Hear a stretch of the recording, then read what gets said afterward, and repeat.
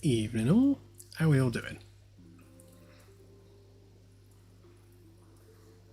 What's YouTube doing? Oh, I see. Why does everyone have numbers after their name? Very weird. I do on mine. Yeah, everyone's got numbers after their name for some reason. Very weird. Yes, I feel older.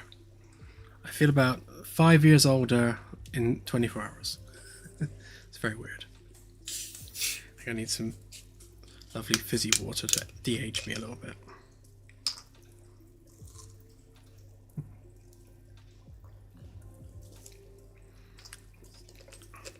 Yes, it was my birthday. I am now 47 years old. 47, can you believe that? I still feel like I'm 21. Because you act it. I act like I'm 12, to be fair. Oh, true. We've got Claire with us this evening, sat next to me for once. I would wave, but I can't reach. Yeah, her arm's not long enough. I'm waving. She's like a little T-Rex.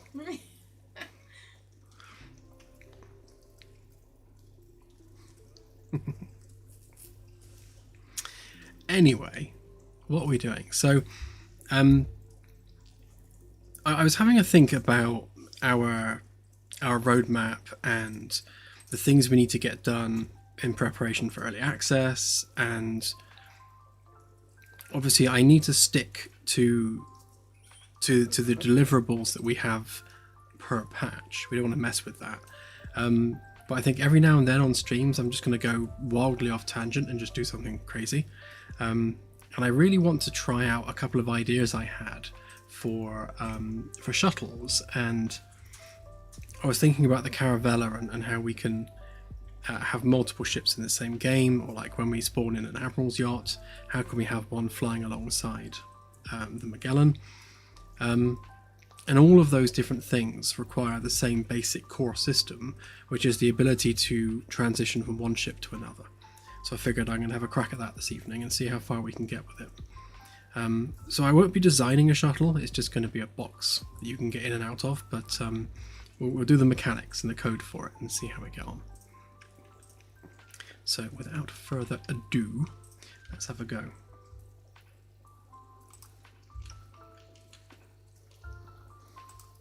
The UI can go away. I'm fed up with the UI. As per always, I hate the UIs. Though I will quickly demonstrate something.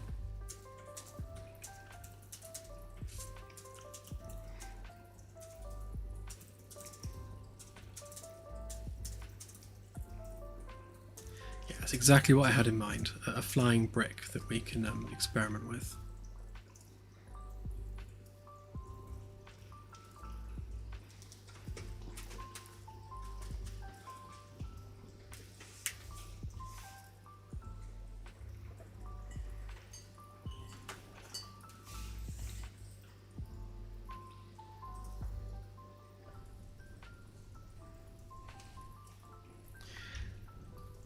So one of the things I did is I fixed the stair lights so they're actually emitting light now. Now I don't know how I feel about how much light they're emitting. It feels like it might be overkill a little bit. Same over here. So the lights on the stair noses are quite bright, and I'm wondering whether they need dimming down a bit. But they are actual proper lights now. So if we look at our character, you can see that the lights are now properly casting light and shadows on characters when they're standing in front of them. It was a tiny fix, but one that was definitely needed. And yeah, we've got like a blockage here. I've worked out what this is. The ceiling panels, for the most part, just have a simple cube collision around them, and I think because that one's on a diagonal, you've got like the corner of the collision cube just sticking out through the wall.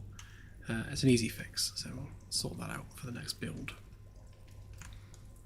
But yeah, so other than that, I was messing about with the UI, just getting it back to where it should be. So the little arrows now have actual buttons. I've tried to tidy it up a little bit. Obviously the graphics one is the big one. Audio now looks like that, and I've got to do the controls because that's all messed up. And the accessibility, which is also all messed up. So those two shouldn't take too long to fix. The other thing I've done is I've started adding some descriptions for the various bits and pieces. So when you hover your mouse over the options, it just comes up with a description just to let you know what those things are. The challenge I have with this is that I'm relying on an on hover event, which text doesn't have. There is no on hover exposed, so it only actually works if you hover over a button, and then it only works if it's an active button. So see, that's a button you can use so the text comes up. This one isn't because it's disabled, so I think I might have to disable the button logically in the code but not physically on the UI, so it still responds to a mouse over event. So I won't do that now because it's just extending the patch even longer, but yeah, that is a limitation. It only works for active buttons. But yeah, so I need to go through and add descriptions for absolutely every single one of these now. Kitty.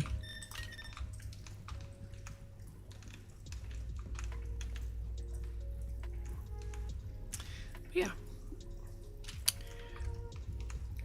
So, Shuttle Bay. If we meander to the back of the ship. That's not the back of the ship.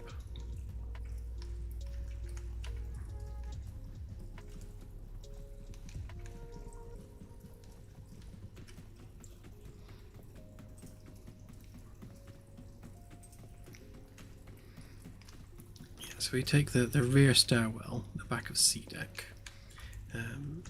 This is basically the upper level of the shuttle bay. Then we come down here. This is the back of the shuttle bay. We'll have like an arrivals desk and everything there.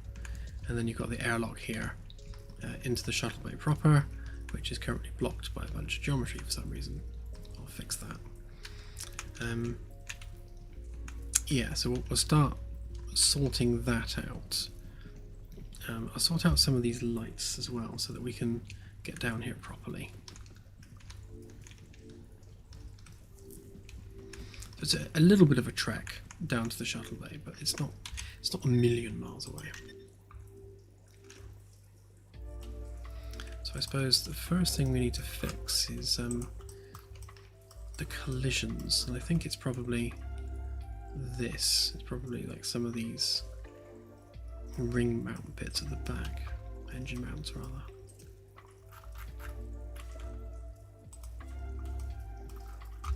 Ah yeah, it is, it's these bits.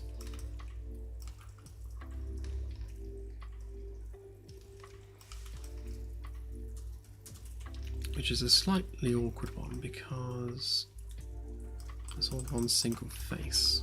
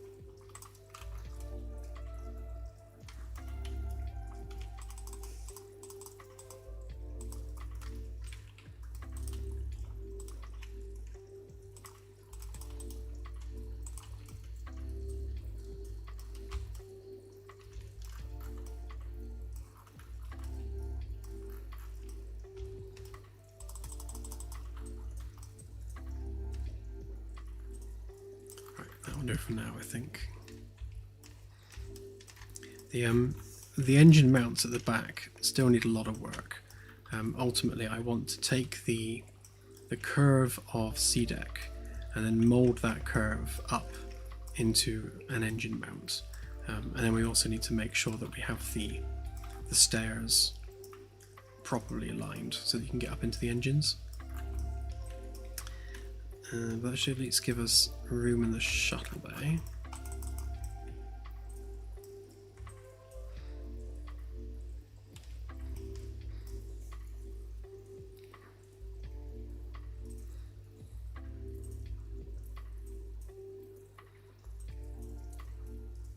Oh, sucks to hear that Delta's still stuck. I was hoping that would be sorted by now.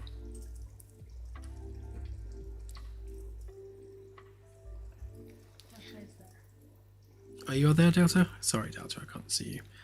Lots of chat tonight.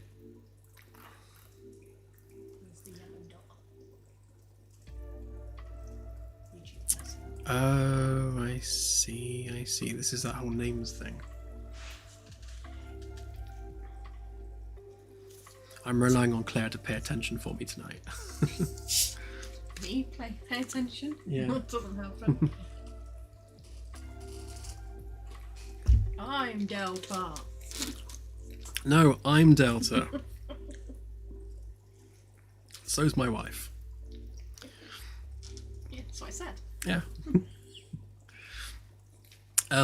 Don, yeah, the whole reactor sizing thing, that took me like 3 hours because I was trying to reconcile like how much power the reactor needs to output for a particular radius of FTL ring, and I think Oni Noni suggested we use volume instead of radius, but I think to keep it simple, the radius of the ring is basically equivalent to how big the FTL field is. That's the easiest number we have to work with. So if we work on like a certain amount of kilowatts per meter, and we then cube that as we go up, then it just makes that number exponentially bigger. So we do, I think I did, was it 1 kilowatt per meter? Was it 1,000 kilowatts? I can't remember now. Can't remember what numbers I used, but anyway, so basically we raise it to the power of 2 per meter, and that gives us this exponential curve with the size of the ring. But then we also need to think about how big the reactor needs to be in order to provide that power. So I did some research on like what is the actual output energy-wise from a fusion reaction with deuterium and helium-3. So if you have a cubic centimeter of plasma of a deuterium helium-3 mix, then what is the what's the average amount of output you get? And it's about 100 watts apparently. So you've got 100 watts, so that's 100 watts per second of energy per cubic centimeter, and obviously as you scale up the reactor, that is more and more energy. So we've worked out that for a ring this size, you need a reactor that is literally this big, so from there to there, which pretty much is what we've got. So we pretty much nailed the size already, which means that obviously the bigger the ring gets, the more energy is required, and thus the bigger the reactor needs to be. And because we've got all that math now, it means that we've got a smooth organic scale for reactor and ring sizing. So every time we build a ship, we work out how big is the FTL ring going to be, i.e. how big is the field, and from there we then know exactly how big the reaction chamber needs to be in order to have enough volume of plasma in order to power that ring, plus any other additional requirements the ship might need, like the engines and the shields and whatever else. But yeah, it was an interesting thought experiment, and I think it's going to bear fruit in standardization between reactor sizes and energy systems and that sort of thing. Oh no, the reactor model's not final at all. It's Yeah, it needs quite a bit doing to it. It's missing a lot of its detail, and I need to move the neutral beam injectors up to the little alcoves, little platforms that you've got around the ring, so that you can actually see it in front of you and replace components and that sort of thing. Yeah, it needs a very big detail pass.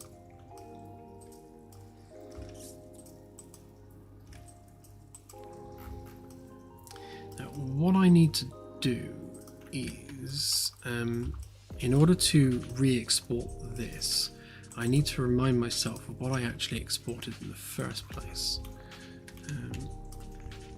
Let's turn on our ambient light a minute.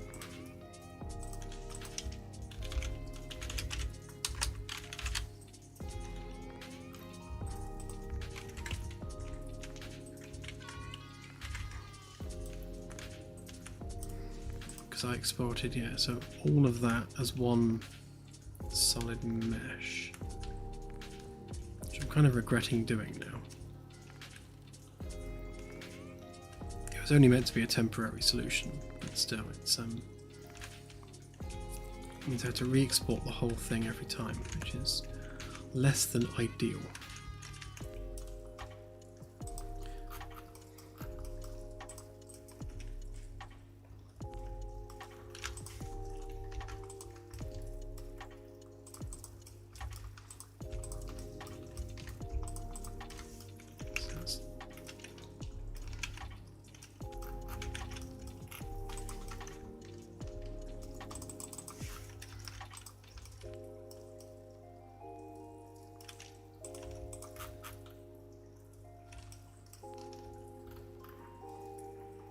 Come on, catch up.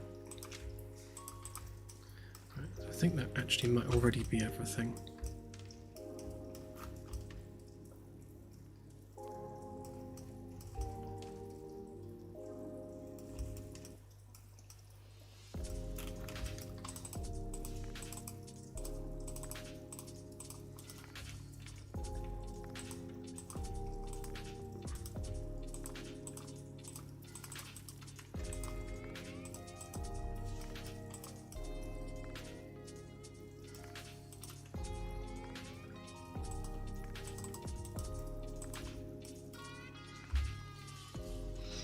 All these extra bits that we don't need.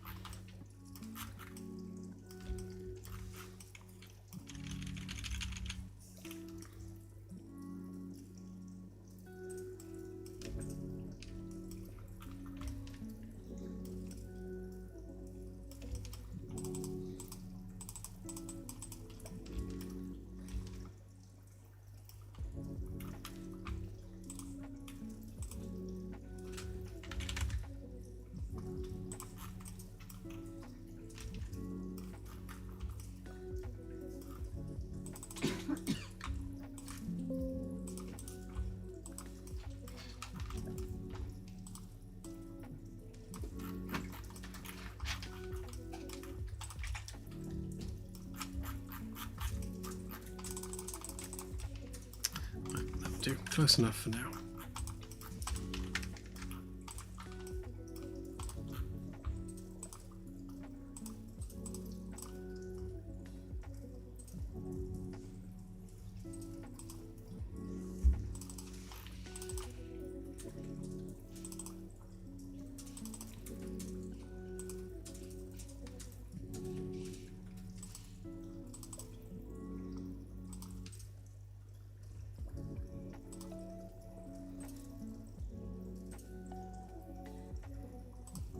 I think it was that one, so I'm going to re-import this as an FPX.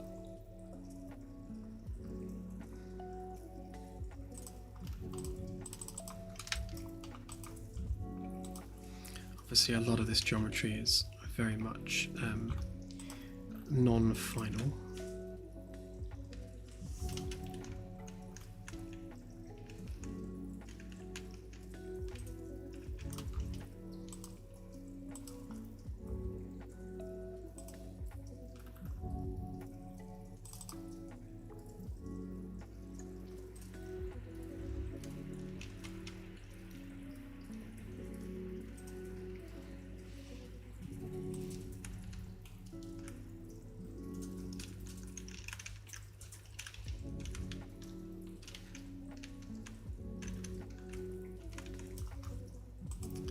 Okay, we've lost some of it somewhere.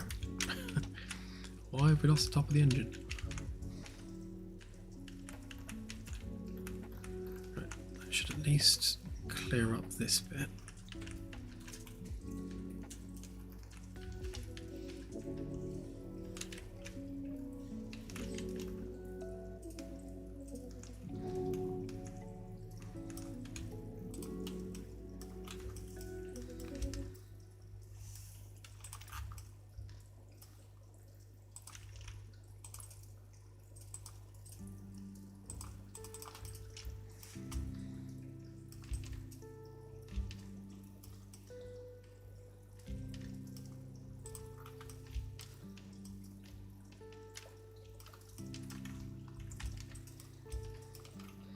So I've noticed that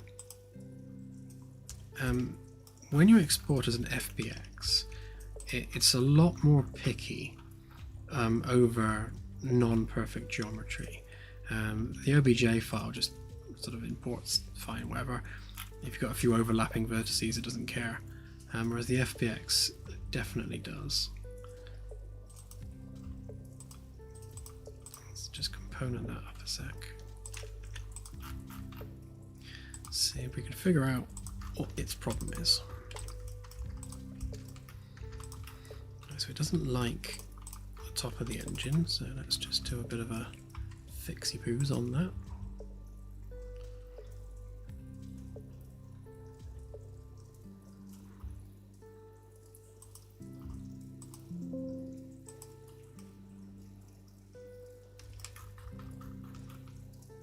I don't think we've got any massively overlapping vertices, so can't see any reason for that not exporting happily.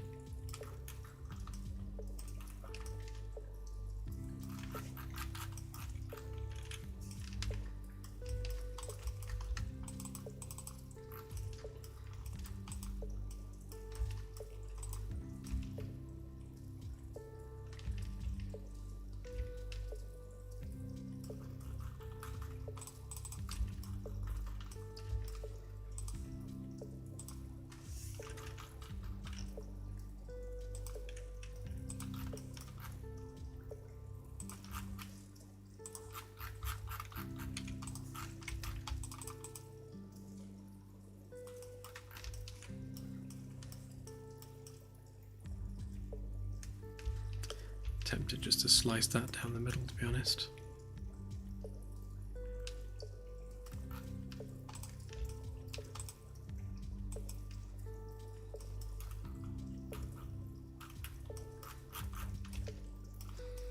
So all these bits of geometry here, these are all the various sections of the ship, which at some point are going to be chopped up into actual proper framework pieces.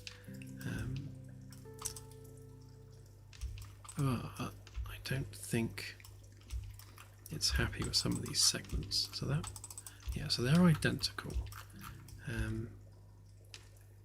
Which means you don't need these two bits here.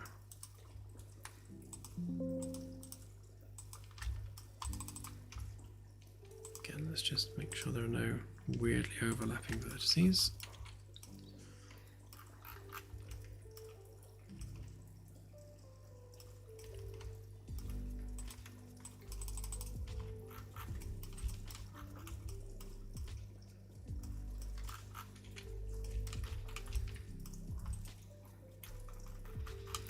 we should have an F deck outer section already.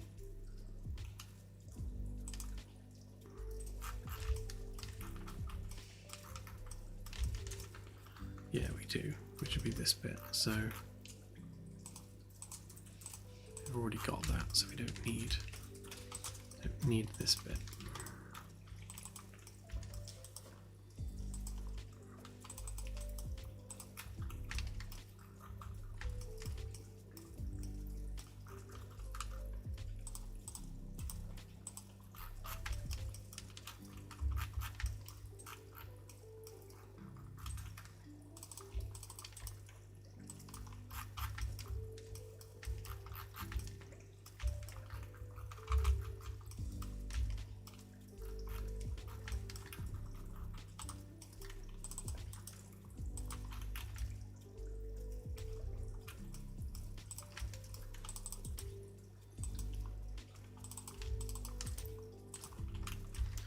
Not sure what's gone on here, but it doesn't look great.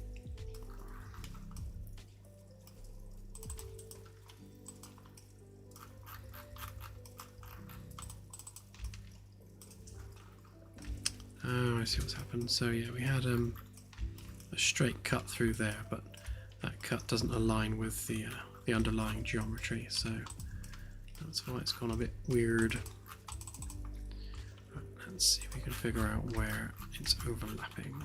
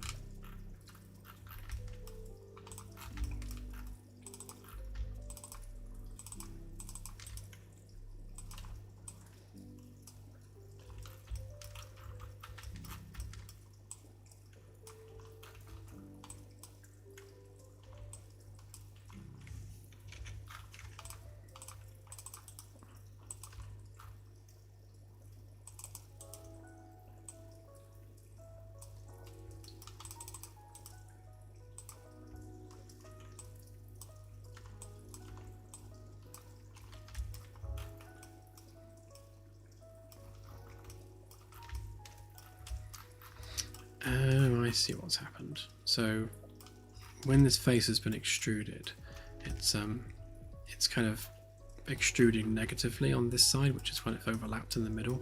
It's kind of pinched itself. Yeah, I'm just gonna have to go back and fix that after the fact.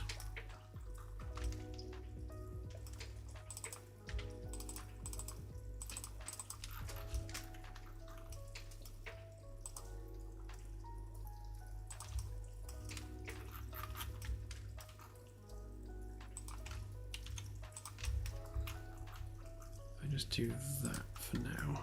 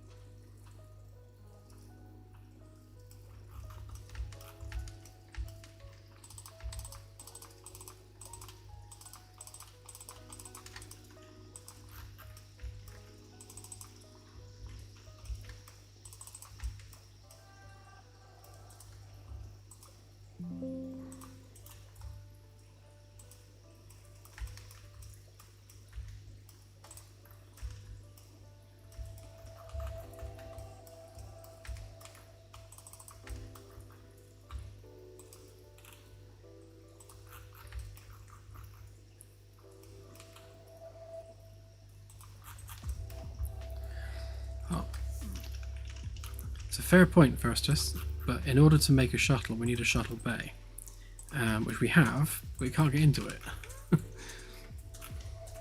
So I need to fix that little problem first. Except that little problem has lots of other associated little problems. Annoyingly.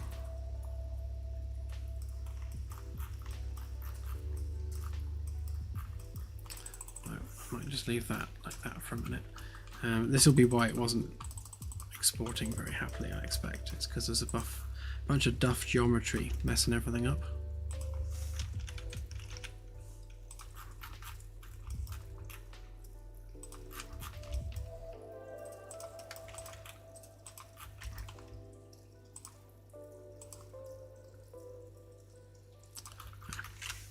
Perfect example, like there. There's something weird going on there.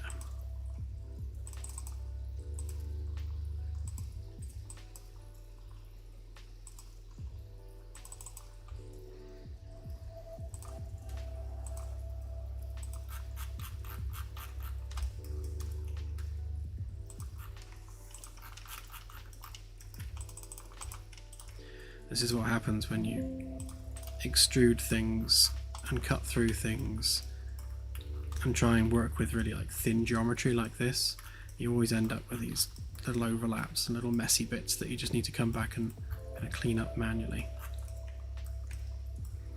So this bit of the back here should look like this bit at the front with this shape, because these sections have since been replaced. But I'm going to have to recut this because the first cut did not go as planned.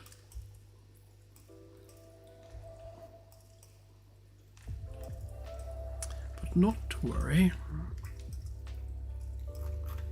For now, we just want it to export.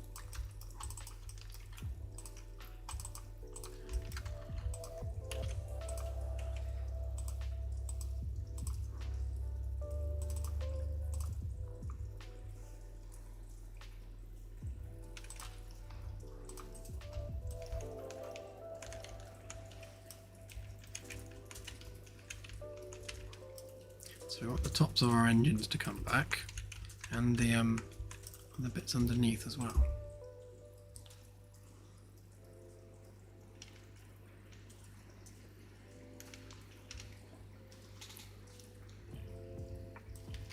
Neither of which we have. Okay. I think I might just export the back sections separately if it's going to mess us about.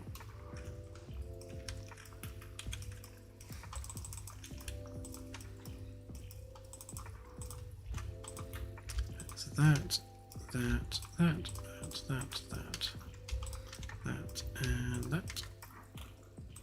Just group them up a minute.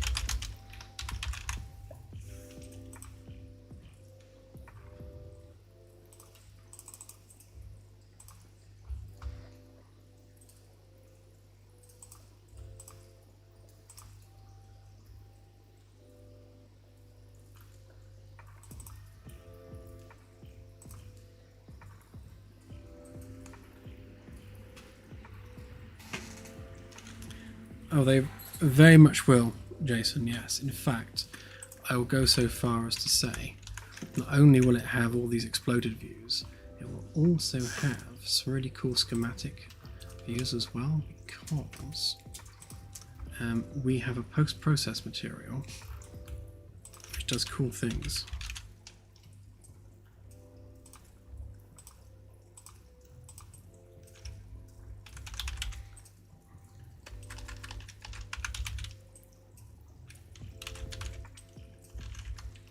If I can remember what it's called. Is that it? No, that's not it.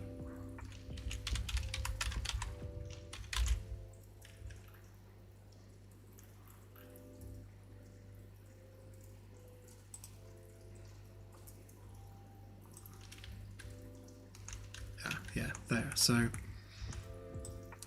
we can do blueprint views of like all the hardware and all the bits and pieces, which is very cool, just as a post-process effect. Yeah, so we can do views like this. You can configure like what the view distance is on that, but like we can actually do proper schematic views of any piece of the ship. We just need to obviously fix the view distance because it's not quite working right. But yeah, when it comes to like the engines and the reactor and all that sort of stuff, when we do the tech manual, we'll do like cutaway diagrams and we'll use this and we'll make it look as legit as a tech manual as we possibly can.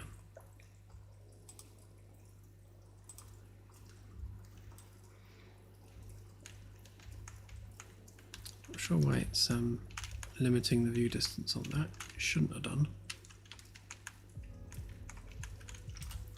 Have to fix it. Oh, yeah.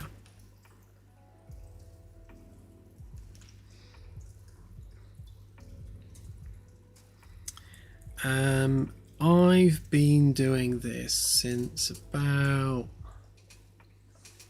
2017, something like that. I mean, I've been I guess a modder since a very young age, like 30 years ago. So I've always been game dev adjacent, with modding games and doing scripts and things. And I've always done it as a hobby, but I didn't actually start doing game dev properly, probably until about 2017.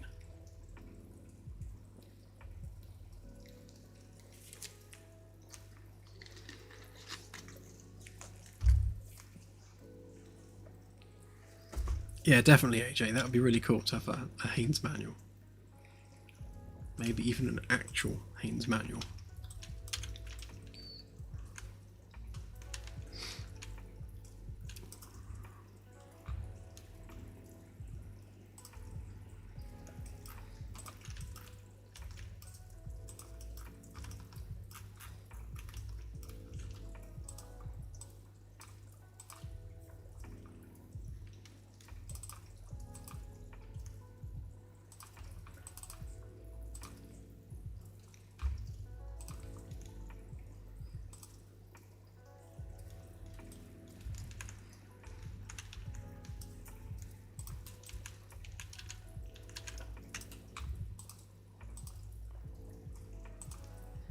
It's definitely not a nanite problem, it's definitely a mesh issue.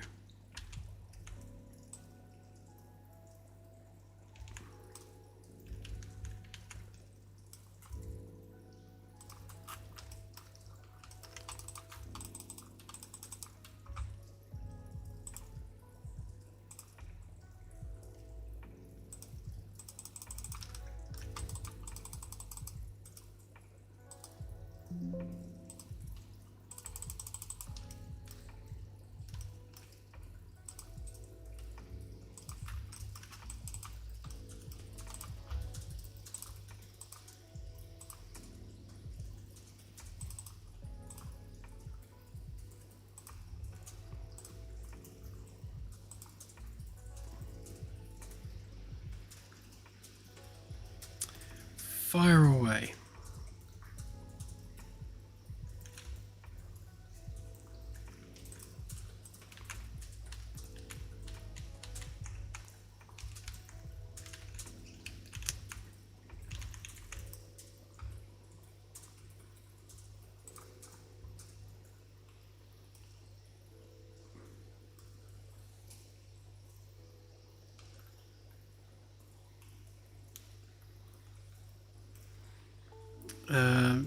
Not quite sure I understand the question.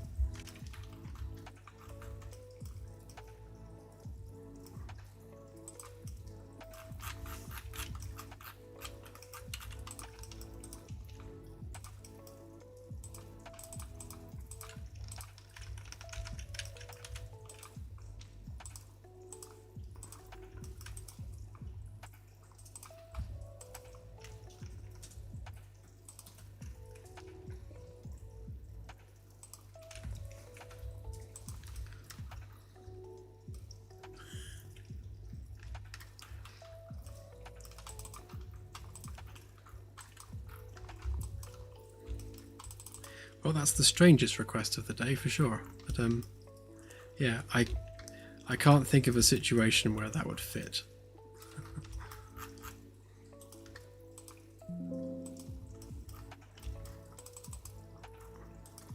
Yes, Don. Almost done. Yeah, we are almost there. We just have to test the character spawning, finish the menu stuff, add arm swing and teleport locomotion to the VR, and that's it, pretty much done, to be honest.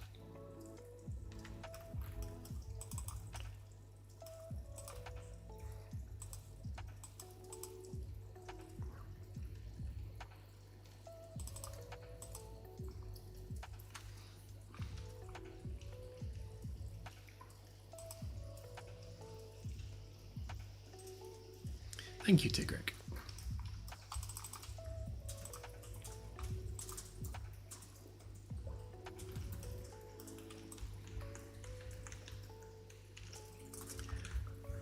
Why won't it work?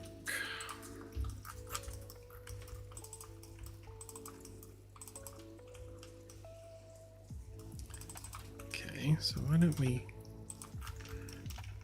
group that one up separately to the other one, then maybe explode that and regroup it. So it's all separate objects.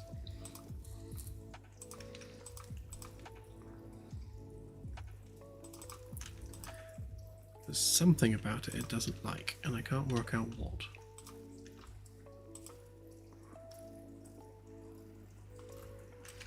Okay, that's half of it. Perhaps it just wanted exploding.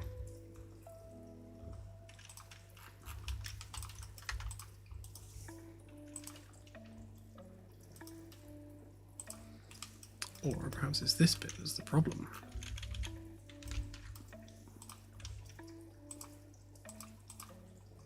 That's a rude shape.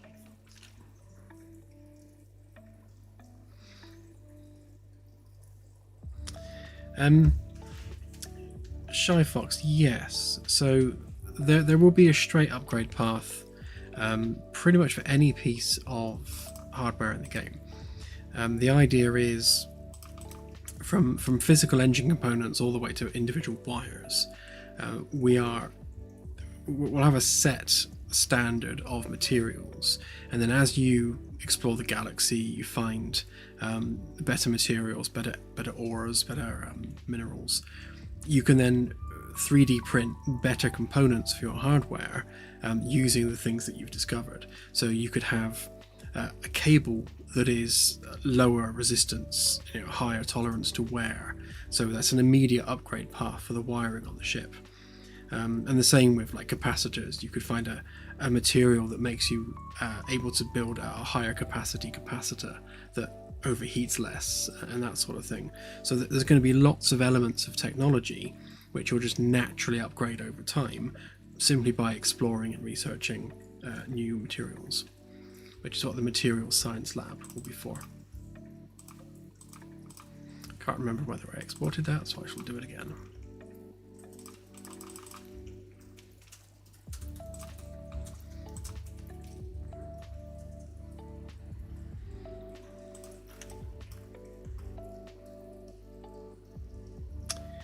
Right, so it's definitely this mesh at the front that's got issues. Yes, Delta, I'm here for a change. Yep, Claire has graced us with her presence.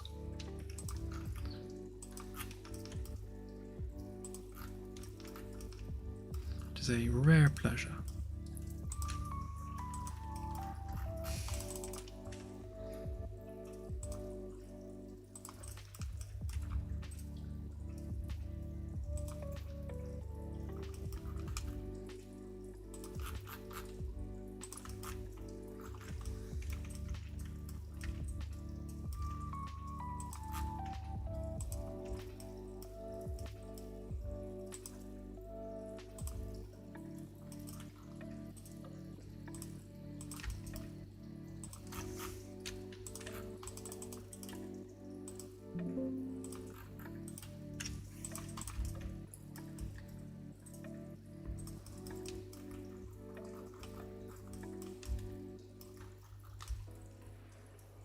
I think the problem with this mesh is probably all this junk down here.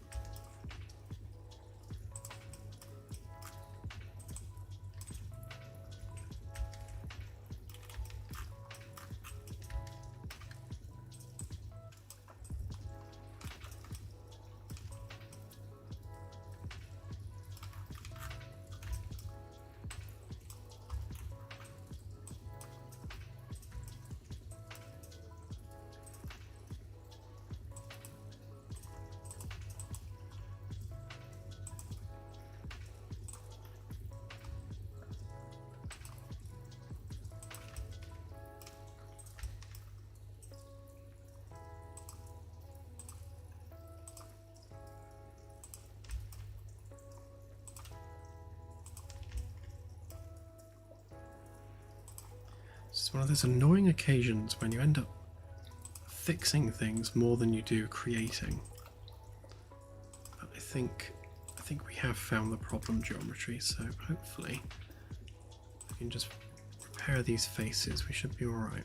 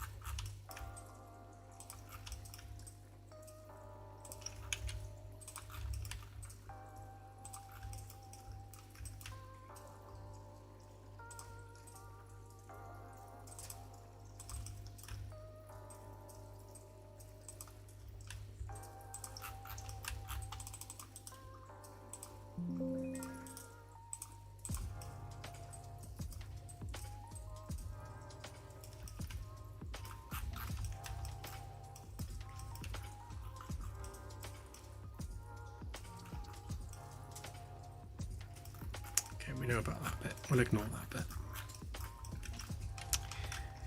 Right. Now can I export it?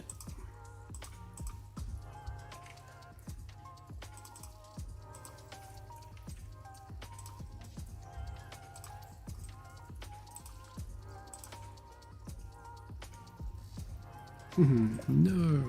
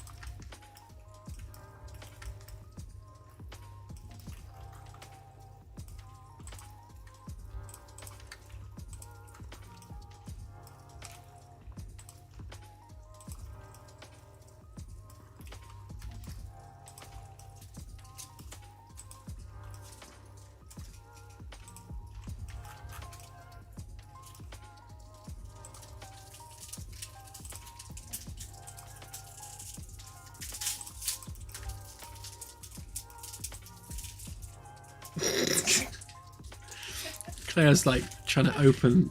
What are you open? Oh, it's a toffee apple. She's trying to open a toffee apple really quietly next to me. It's not working.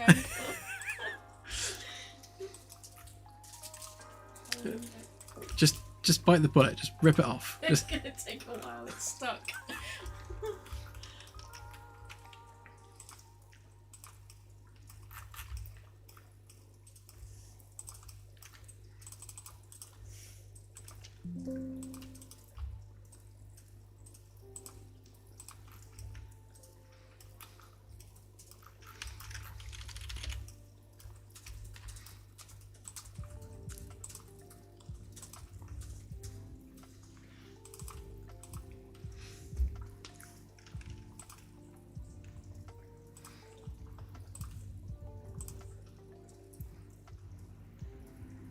Haha, success.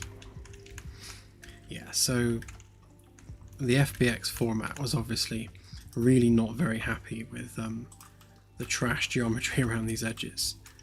I think what I need to do is re-extrude some of this, because where it's all pinched itself, that's it's obviously causing a bunch of issues. But no matter, fixable in the future. Right, yeah, so I don't need that anymore. That's fine. And then let's find out what's going on with this lid.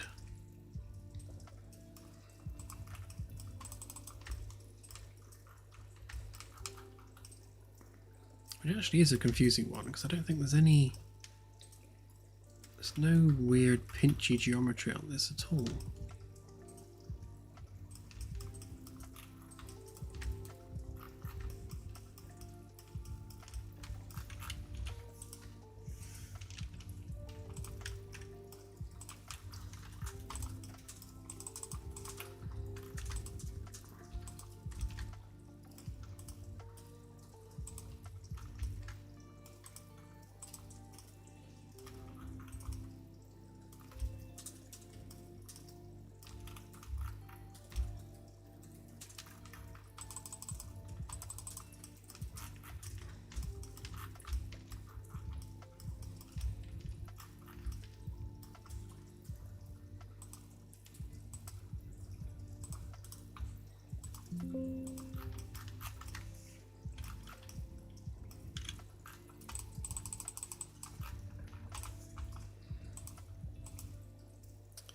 No, don't print it.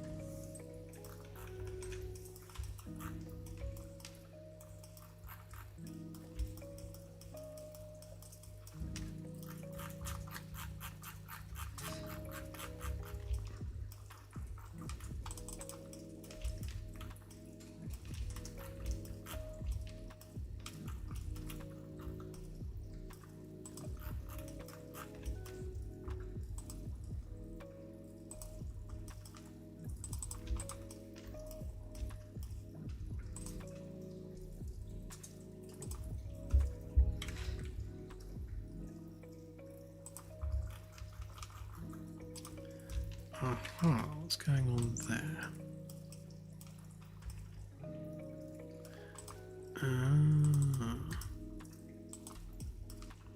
Tiny stupid bit of geometry.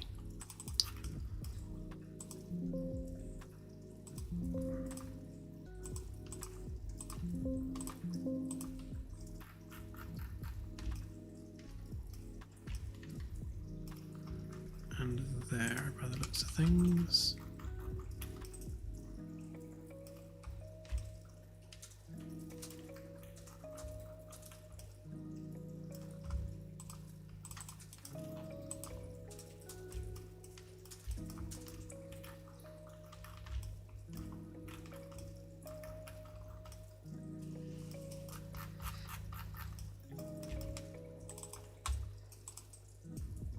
Right, there we go.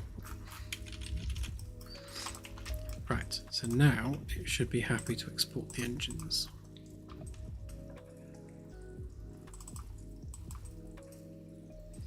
But yeah, it's a fascinating difference between how it handles FBX files and how it handles OBJ files, because if the object files are less fussy, obviously it makes the workflow less strict. But I kind of like the fact that the FBX format keeps you honest. You can't get away with putting trash geometry there because it will break.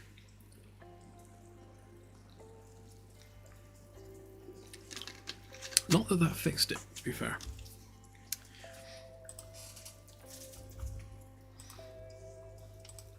We can, however, get rid of these redundant materials that we don't want.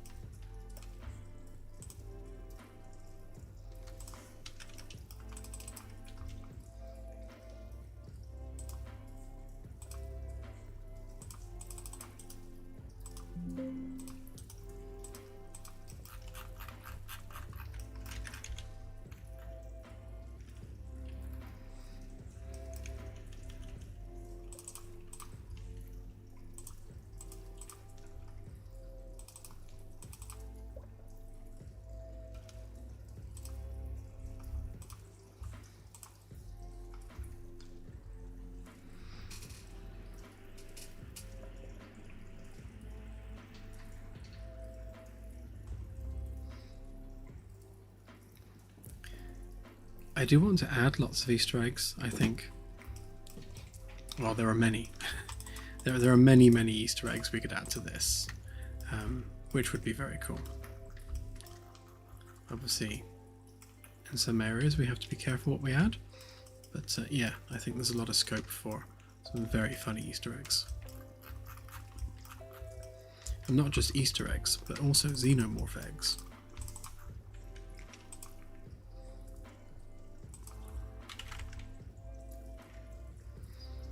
I'm going to try it. Funny to have Jonesy wandering around xenomorphs. It would. Just have Jonesy walk in just dragging one.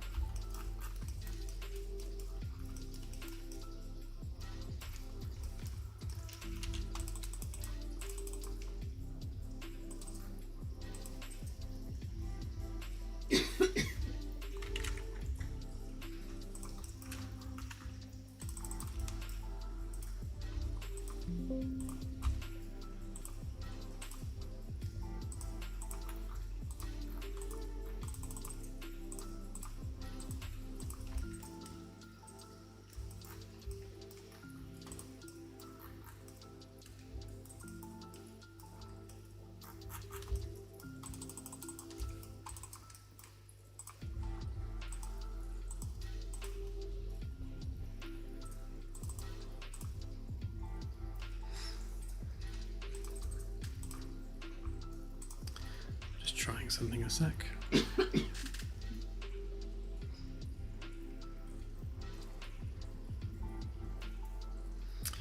Yes, actually, I picked up a spline-based navigation system the other day on sale. So that should smooth out the movements, so it's not quite so jerky when moving around corners. And the same for the Roomba as well. Well, for all of the NPCs, they won't do crazy jerky movements. But I just need to profile it for performance and make sure it's not messing anything up.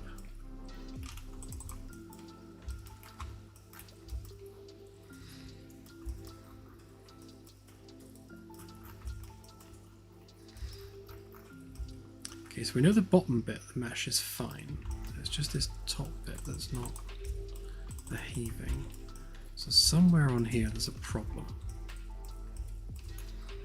Question is where?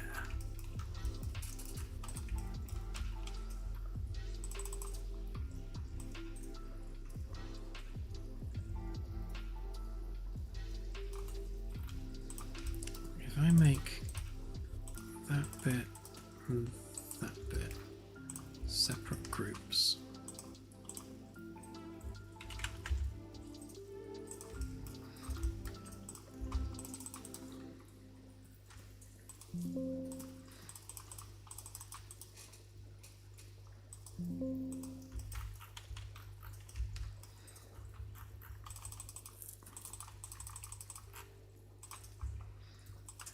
Just having to use a process of elimination to work out which bit of the geometry broke.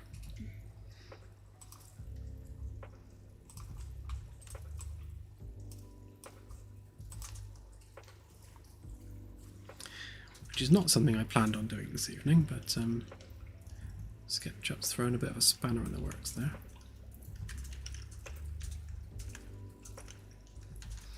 Okay, so those bits are alright, and that bit's alright, so it's the bit in the middle that's broken. It's this bit that it doesn't like. Okay, so if we move that back up there,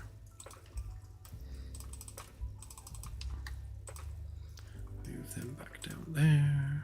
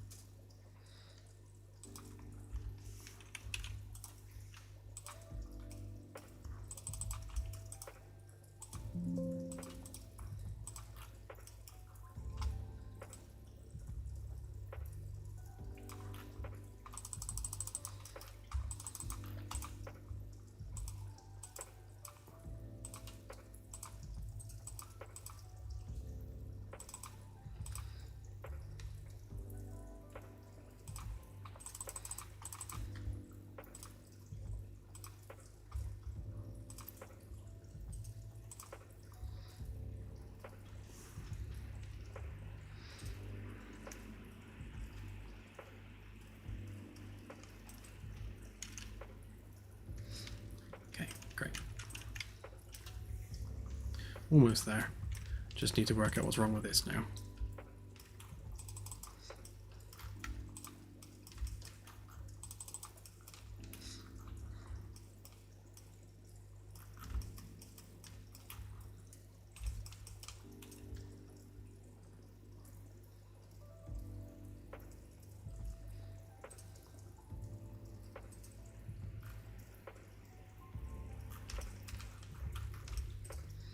It's weird, I can't see anything specifically wrong with this geometry at all.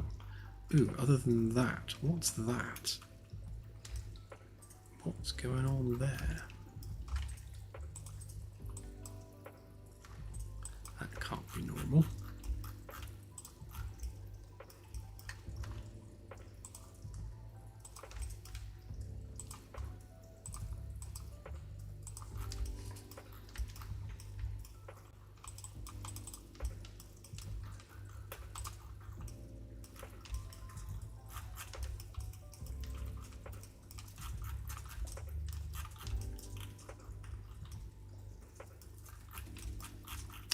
bet that was it. I bet it was that stupid tiny little bit of geometry there.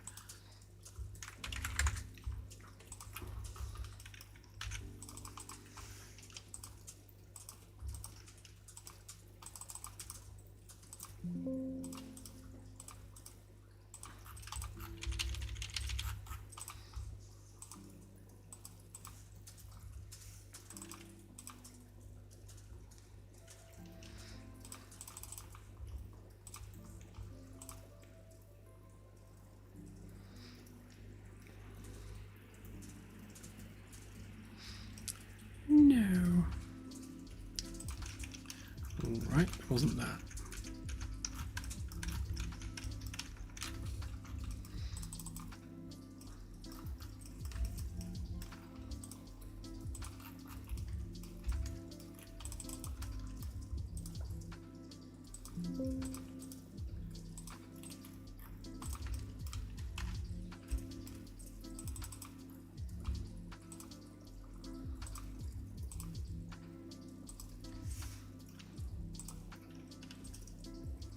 That's interesting. Why can't Curvy Loft work with that shape?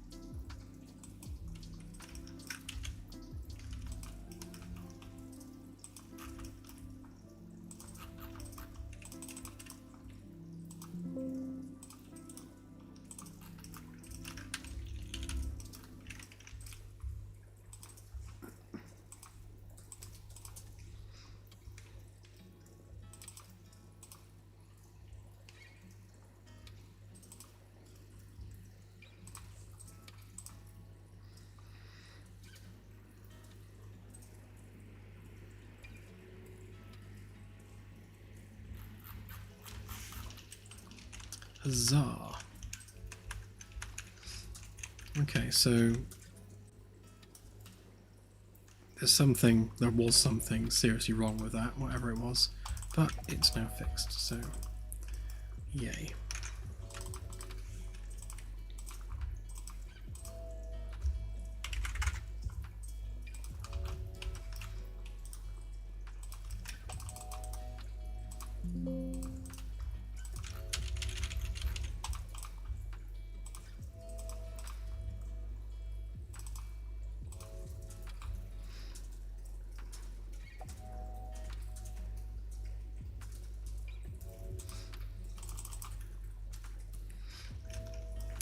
Yeah, for sure. I mean, normally, it would just be simple faces, extruded, smoothed, curved edges, that sort of thing. It is a destructive process, but generally it goes all right. I think it's because a lot of this has been kind of experimental. So I'll cut a shape, then I'll delete it, I'll try a different shape, then I'll delete it. And in the process of going through those iterations, obviously stupid garbled geometries kind of crept into it, causing these problems.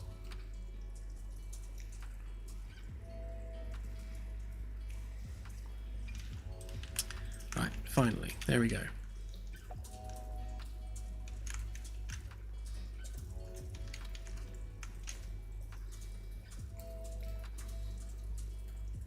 Yeah. Yeah, at some point we do want to make this 3D printable, so that would be nice. Okay, let's just drag that in.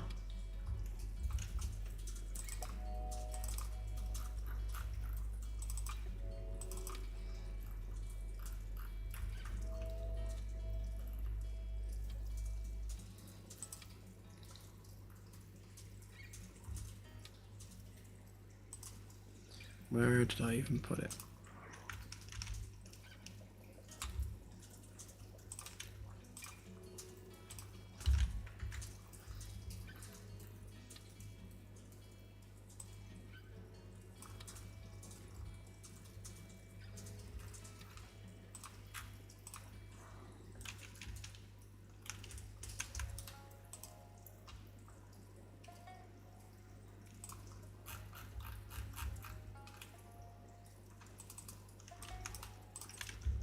Make sure it's on the right level.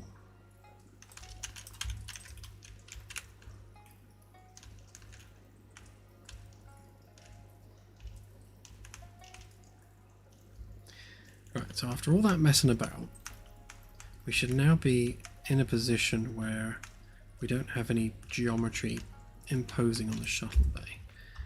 So if we just fill the gaps a minute.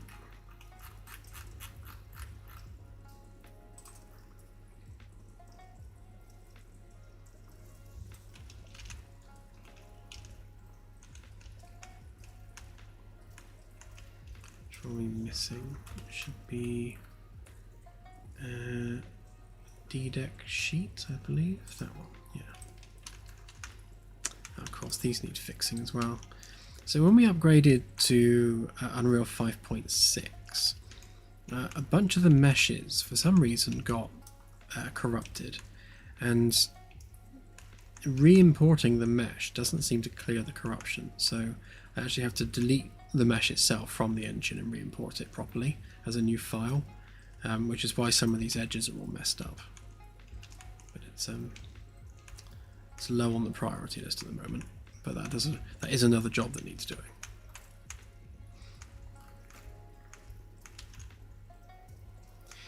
Right then, so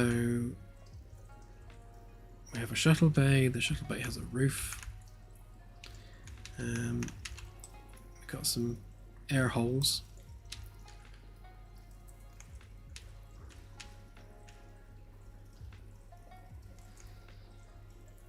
Something I want to achieve with the shuttle bays, we've got this kind of long corridor here, which is kind of like a viewing gallery, but it doesn't really go anywhere. And I thought it'd be quite nice if we had maybe a staircase at the end that goes up diagonally to some kind of viewing lounge here at the back. So we could just have like a lounge here with kind of panoramic windows all the way around, which I thought could be quite nice. Just nestled between the engines, and then the access to that can be along this corridor, which means we need some diagonal support beams along here, and then the stairs would actually run up one of those support beams, so that the diagonal ceiling would mask the fact that there's actually stairs running up this side, which would look quite nice, I think, once it's all said and done. Let's save all of that. Right, so we're now finally at the point where we can start doing the thing that we were planning to do. The gym will be at the front. We've got space for that already.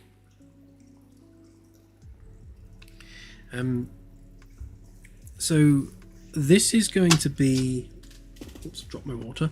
This is going to be one of the biggest systems in the game, because this system is going to be what controls not just the ability to spawn a vessel and fly it, but also your ability to transfer from the main ship to stations, to planetary surfaces, and anywhere else that's off of the ship, even to like walking around on an asteroid. All of that is going to be based on the principle of changing the scope of the current player, like where they are in response to the space moving around them and that sort of thing. So the system we need to build needs to be able to have a unique ID per vessel in the game, which isn't necessarily going to be the same each time. So if an alien vessel warps into the system, then once that vessel is realized, it needs to have a unique ID. So if you then board that vessel, your experience of the galaxy when you look out the window, like the orientation of everything, needs to be relative to the ship that you are on, which means your experience of the galaxy is intrinsically tied to the ID of the vessel or station or planet that you're currently standing on. And then planets get even more complex because they're spherical, so we need to rotate that as well. So I keep thinking about this, and I know roughly how we're going to achieve this. I mean, the fundamentals of how we're going to achieve it are relatively straightforward, but at the same time there's some complexity there which we need to iron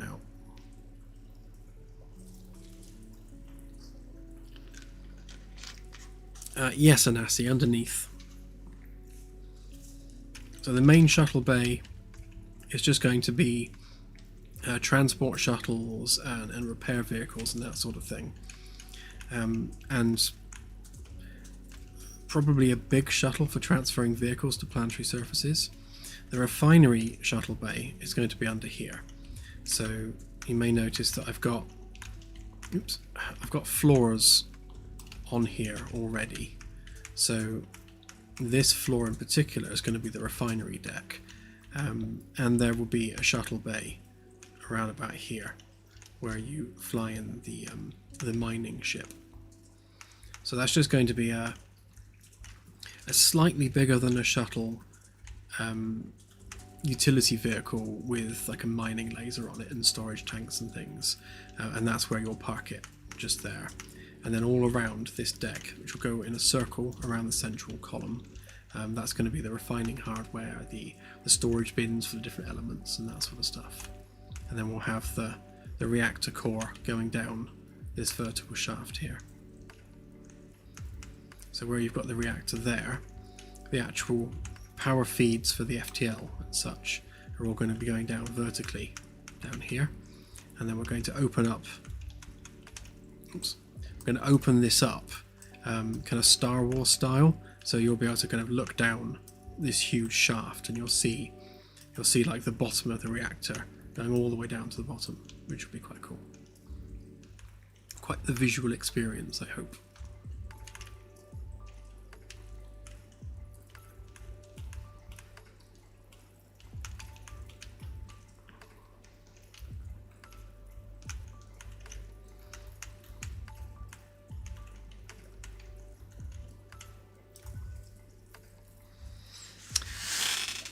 Okay, so I think if we, for now, just make the shuttle a vehicle that you can just inherit, which means we need a blueprint and we need some stuff. So if we just make generic shuttle.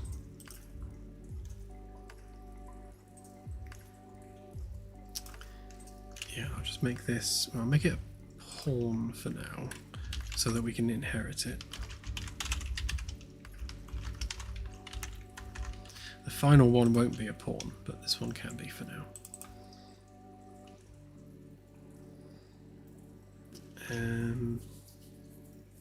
Yeah, rather than build it from blocks, let's just export one from SketchUp, because I think I had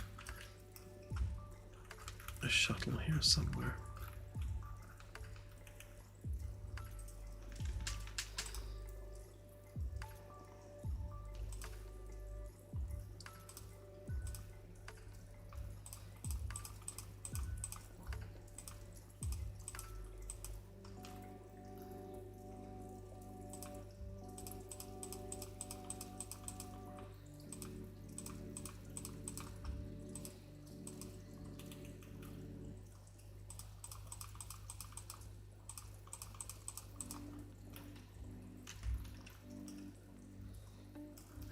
Where'd my little mini shuttle go?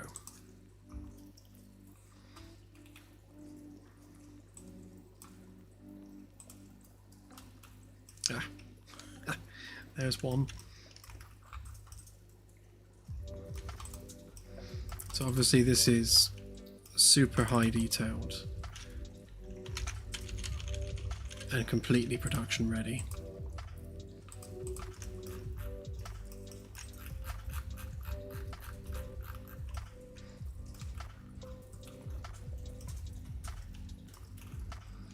Yeah, I see no reason why not, Anassi.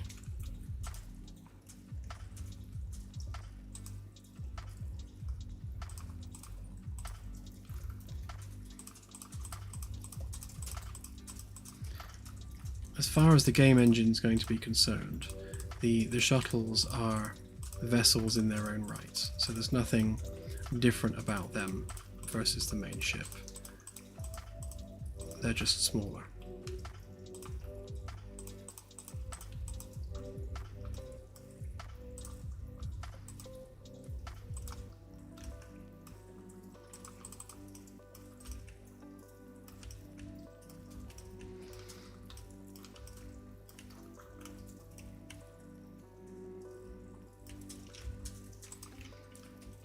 Think about where we want the center of mass to be. So if we line that up to there.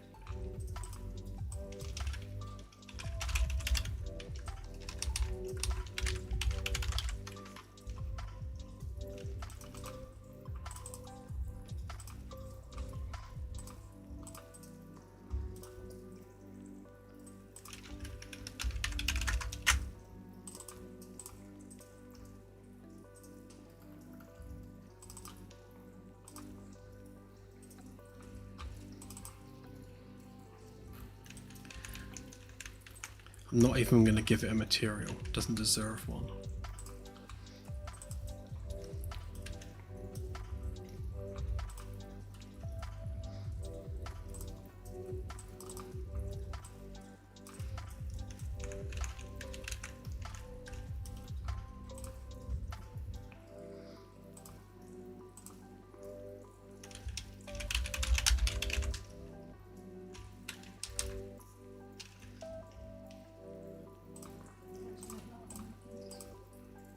Hmm?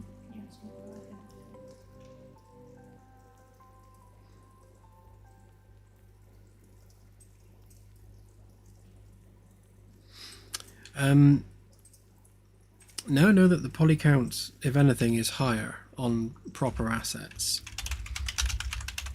I tend not to go too high poly on test assets because we're just testing stuff out. But yeah, when it comes to final geometry, we tend to go much higher poly. I suppose an example of that is the table that we were working on for the VIP quarters.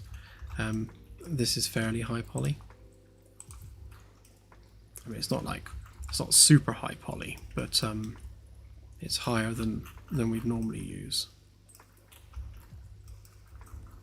I probably halve the poly count of this under normal circumstances, but yeah, using nanite we don't need to care about that so much, so we're going a little bit crazier. Like, if anything, this table probably could be slightly higher, maybe even double the poly count, just to really smooth off those edges.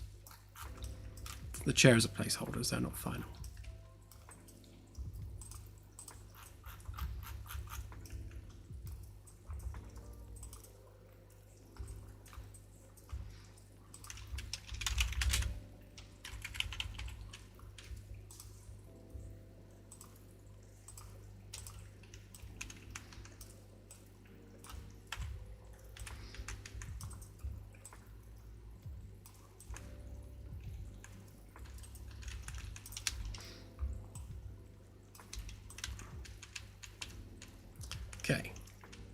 shuttle.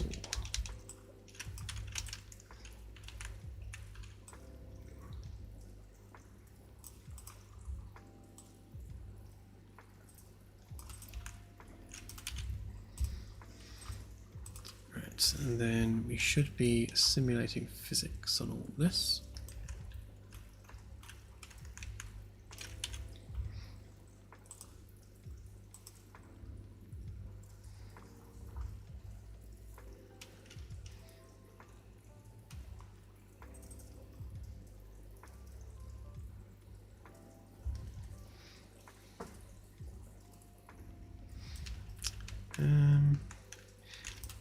Actually, if I steal a bunch of code from the chairs, we can just, in some ways, treat it as a chair for now.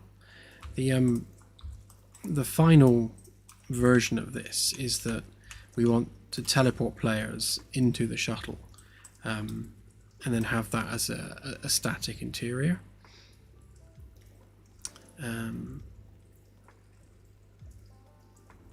Which we can still do, actually.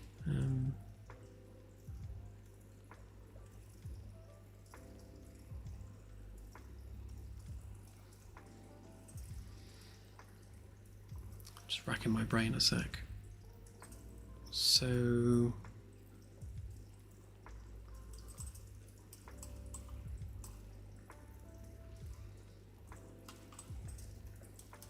yeah.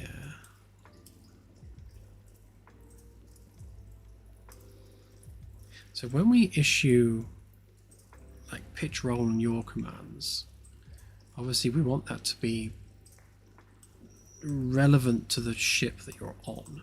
And if we're treating this as a separate vessel, then we need to make sure that we have that ID. So we want our physical interior to be basically like way down below here somewhere, like so far that you can't see the other ship. And we also need to be able to hide this geometry when you go down to the shuttle interior. So we want a copy of that there, but then we also want a copy of the mesh as well. So let's just pop one of those in here a minute.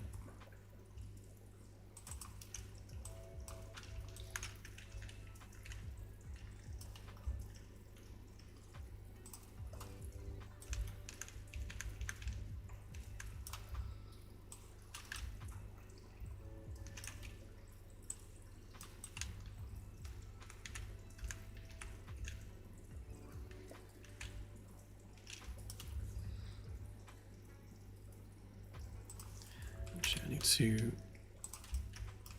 rotate that a sec, make sure it's facing the right way.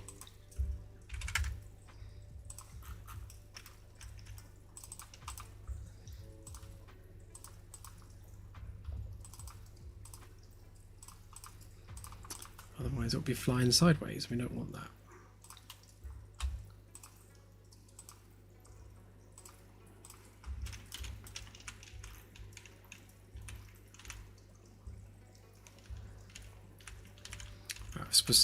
Specifically got it facing the wrong way compared to the Magellan, because at some point I need to twizzle that around as well. And I might need to, I'm going to wait until Epic change their axis orientation in the engine before I do that, because all that's changing at some point.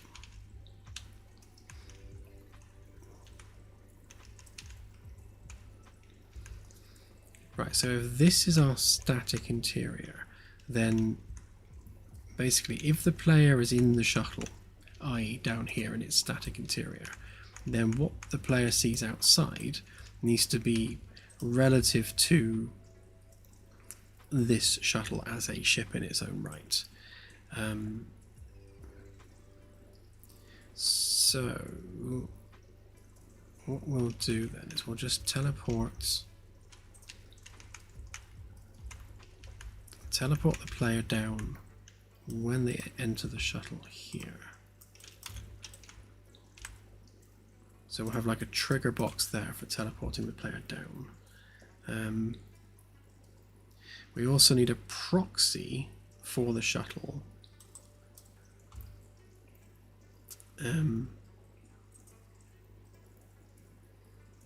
Yeah, because obviously when a player gets in the shuttle and flies out, a third party watching needs to be able to watch them get in the shuttle and just fly off, masking the fact that they get teleported down below the ship to the static shuttle down there.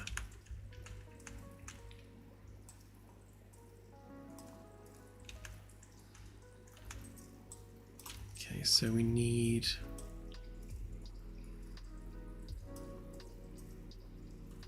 Yeah, let's do the teleport. So we want...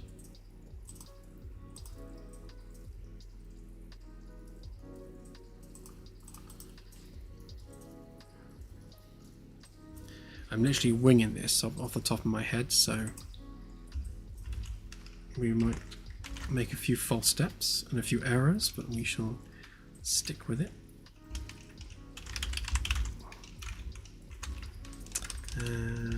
Just call that portal.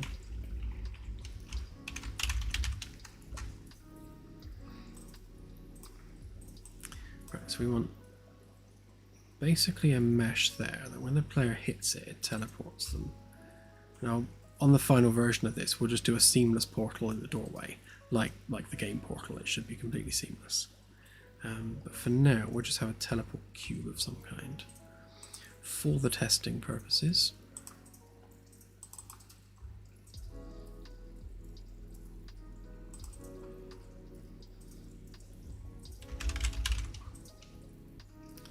So we just want a trigger volume.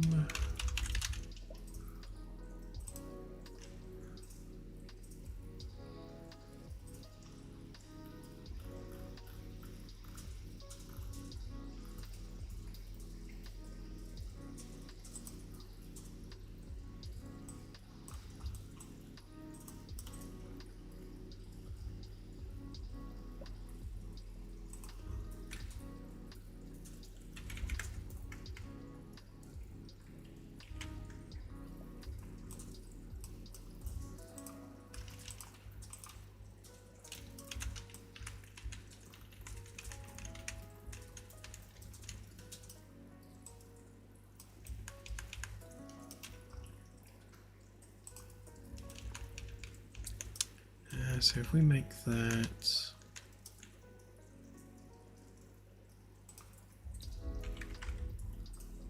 two meters wide, I guess by 2 meters tall, which means that needs to go up 2 meters. Wow, how small is this shuttle?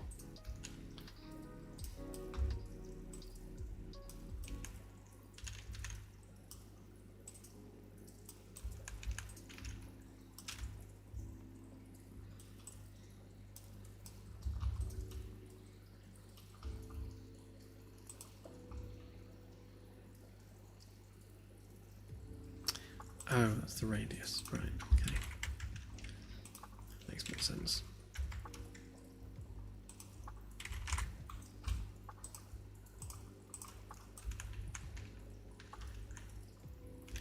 Right, so if we just pop that there, and then we're going to need overlap, so on...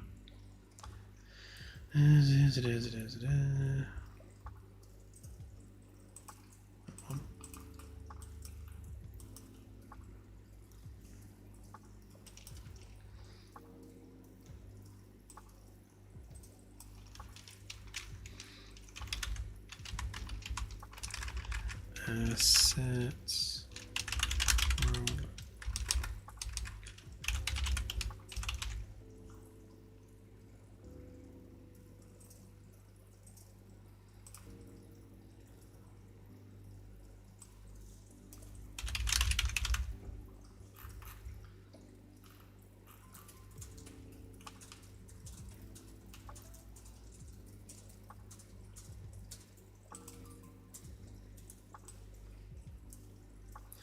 Yes, we really want to do this to players. So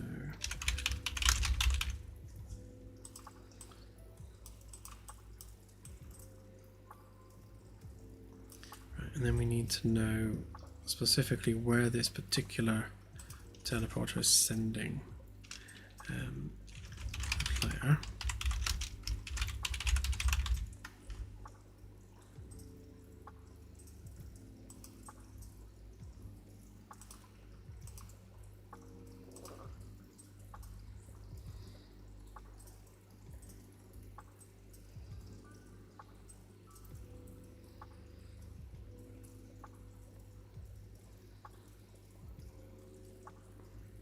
So this is going to have to be a child object of the one that goes up here. Oops.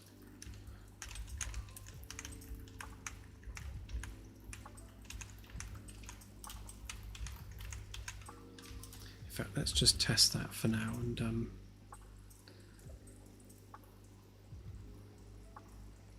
yeah, let's just test the portal itself. So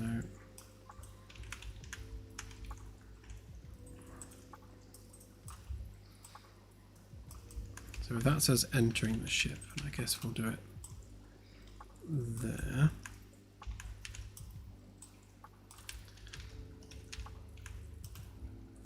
Alright, and if we grab the transform the exit location, so we want that one there. Then we want it to be facing 180 degrees of that.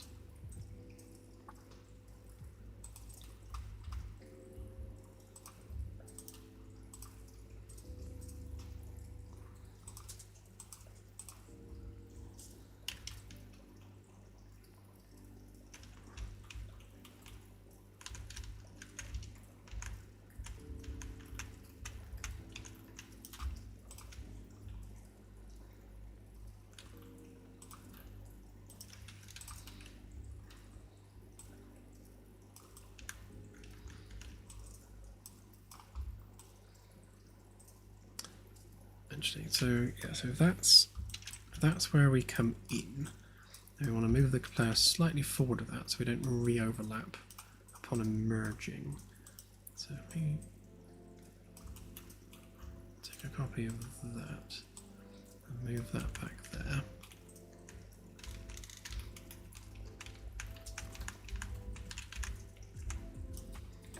Okay, pop that one back in there, and then that's the location for that one. Right, so basically one of them pop the player inside, the other one will pop the player back out again.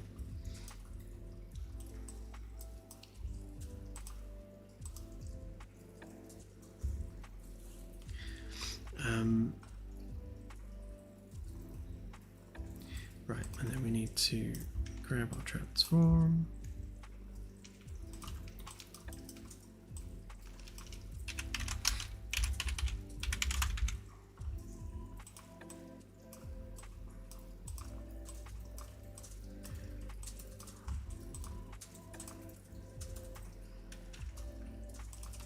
Okay, and then for convenience sake, we shall grab a copy of this.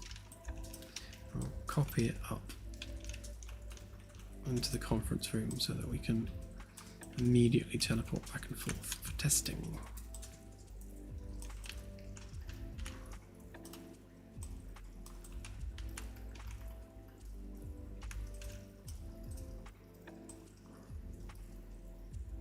Stick it in front of the screen for now.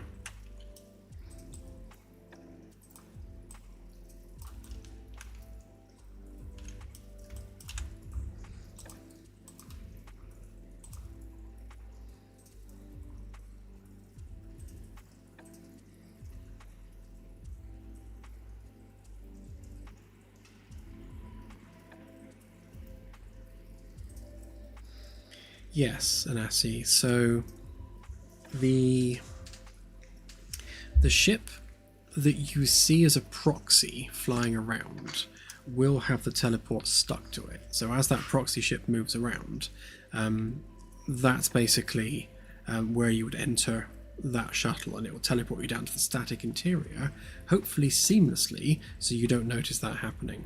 So as soon as you dive in the shuttle, you're in its interior.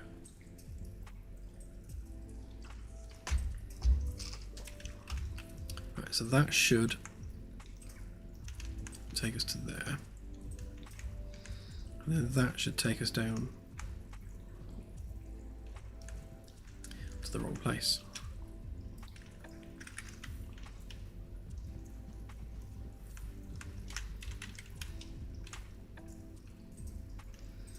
Right, so that's working. And then when you enter the shuttle, I see what's happening. I see what's going on. So the shuttle doesn't have collisions, which would help.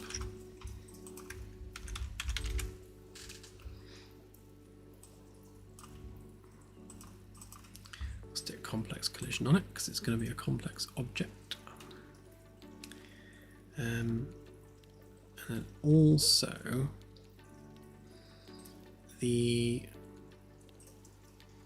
we're using obviously a piece of code to stop the player falling out the ship.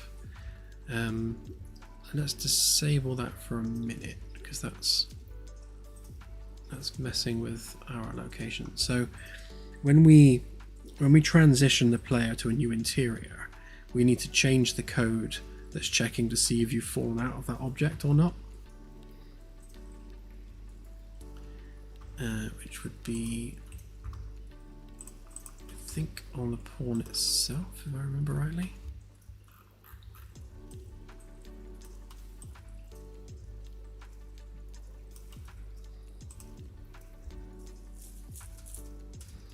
I think this is a timer, if I recall.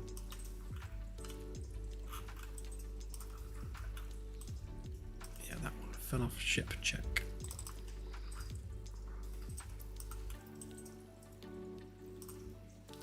Let's just increase the range of that.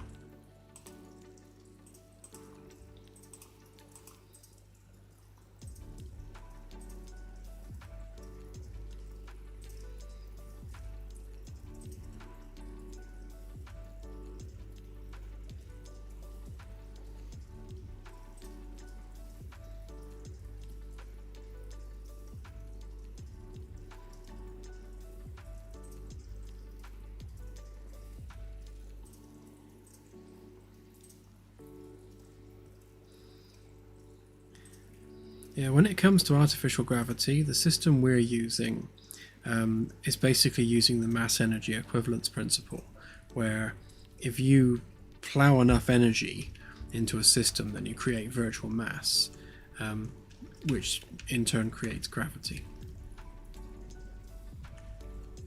Still not far enough. All right, let's turn that off completely.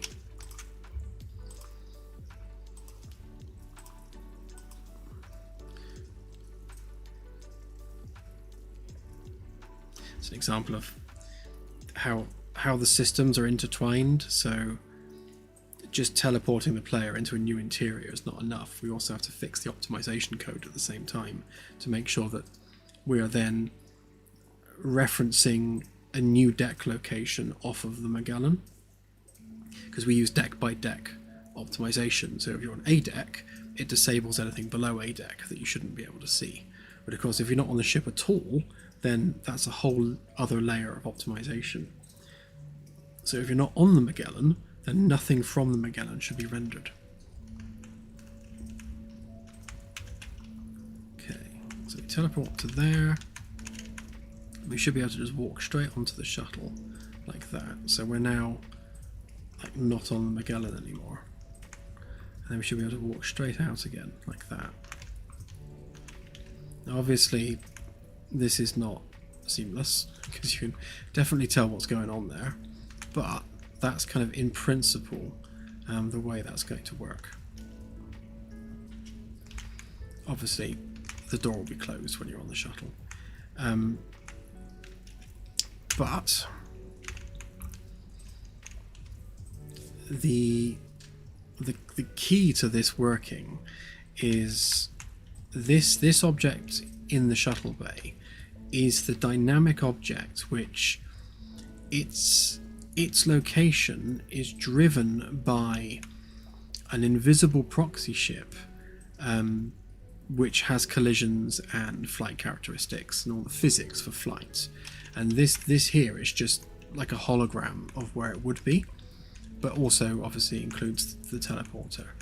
So then when you walk into the proxy shuttle like this and get teleported badly, hang on, let's do that again so I can form a coherent sentence. So you walk into the ship and you're now in a static interior which is not moving, but when you operate the flight controls, you're then seeing space move around, and if you were to actually look up and see the Magellan, the Magellan you're looking at isn't the same one that you just got out of. So when you, like, at the moment we can see the interior of the shuttle bay. So when we teleport into the shuttle and turn round, you will still see a shuttle bay behind you, but it's not the shuttle bay you left, it's a proxy shuttle bay in the same way that that is a proxy shuttle. So we've got two proxies depending on the context of where the player is. It's going to be a bit of a juggle, but I think that's the best way of handling multiple ships within the game. Because once we've got this done and smoothed, that means we can have multiple shuttles, multiple other ships, and then you can just transition between them just by going through these little portals. And it should all work seamlessly.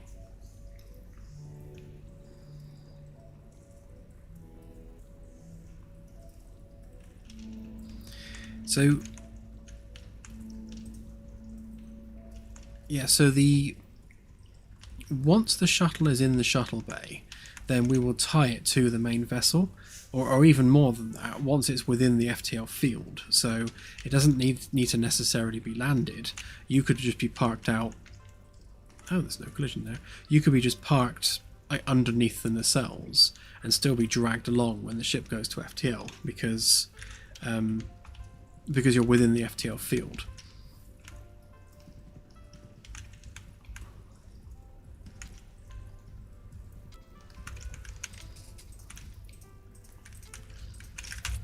So the next part of this is to make it move.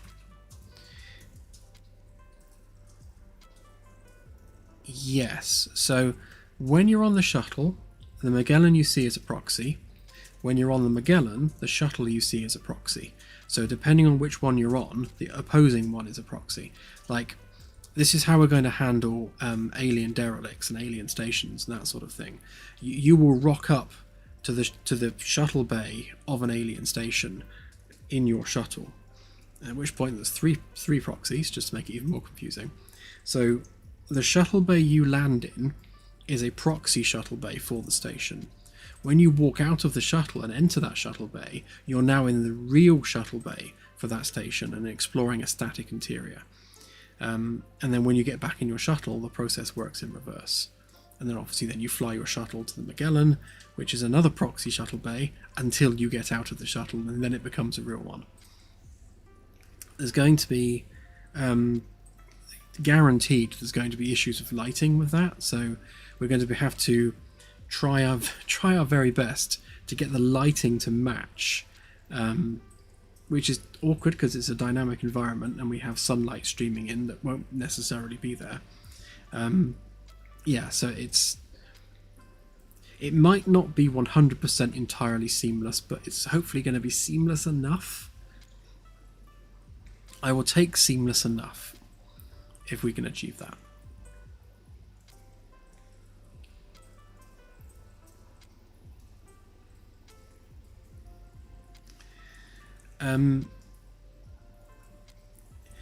Yes, so from the perspective, right, so let's say I'm just a bystander. I've walked into the shuttle bay, right, I'm now watching someone go doo, doo, doo, doo, doo. They're walking into the shuttle. So when they walk into the shuttle, we need to make that teleport as seamless as we possibly can as they enter the shuttle.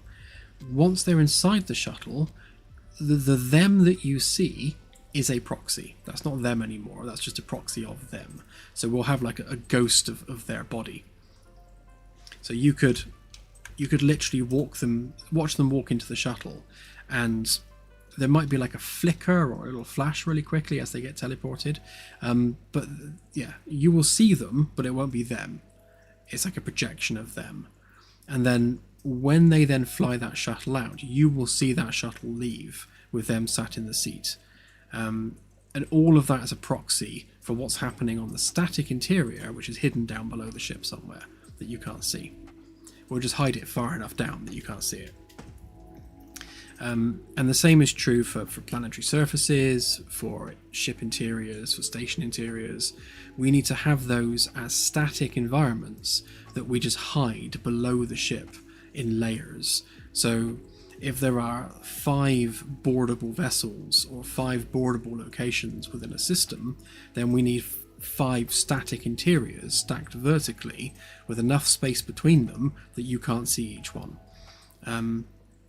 And the same will be true, more so for planetary surfaces. We need to make sure that we cull that environment for anyone not in the environment, so you don't suddenly see it generating below you. There's going to be a lot of smoke and mirrors involved, but it means that we should be able to do it without any loading screens whatsoever, because all we're doing is seamlessly teleporting the player between these static interiors as seamlessly as we can. So I think best case scenario, you're going to see a bit of a flicker. There'll be something. You'll probably notice that something just happened, but it should be so quick that it's something you can ignore for the most part.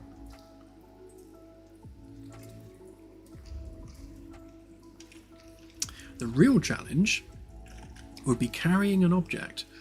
So if you're holding a physics object and then you try and walk through a portal whilst holding a physics object, if we have teleportation enabled for that object will probably then teleport ahead of you and land on the floor. So you'll just drop it as you walk through the portal. The game Portal handled that brilliantly, because even though essentially it's the same tech, they managed to do it in such a way where, like, when you're walking through the portal, there's like a proxy of that object emerging on the other side, and then it becomes the real object as you go through with it. It's such an amazingly cool system that they built, and it's so incredibly seamless. Ours probably won't be that seamless. I think walking through with objects, unless they're physically attached to your player, is going to be a real challenge. But I like a challenge, so we'll see what we can do with it.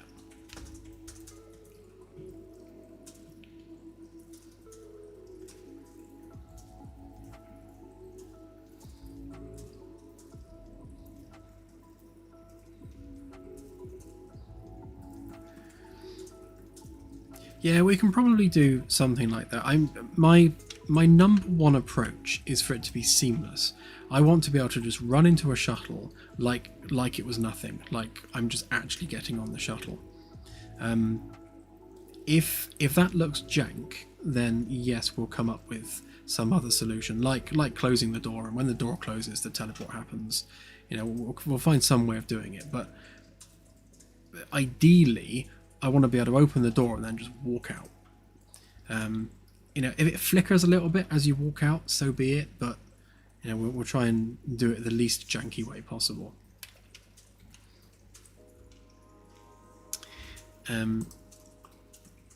But moving on, we need a copy of our flyable ship, which is not even in that folder, so I'm never going to find it in there.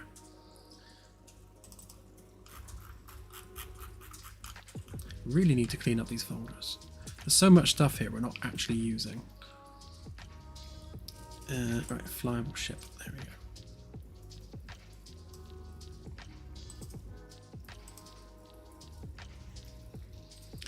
So this flyable ship, this is the actual thing that flies around, which is invisible. You can't see it.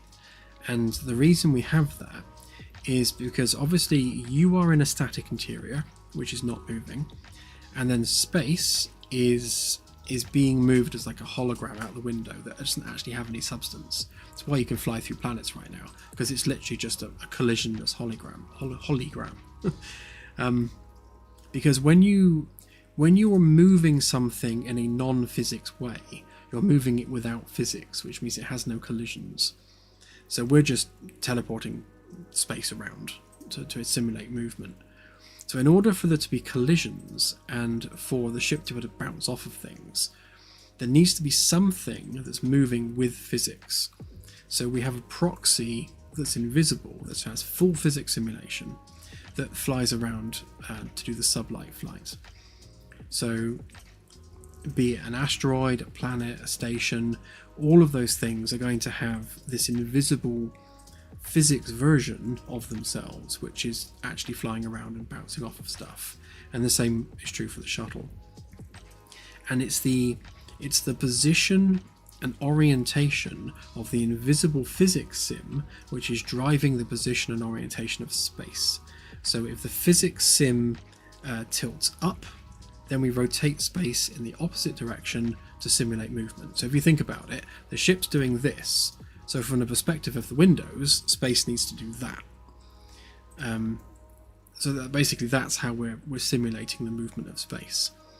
So we've got the static interior, the proxy that other ships can see, the proxy that no one can see, and space which is moving. So there's all these different components that work together to create the illusion of spaceflight. It's complicated, but it does make sense.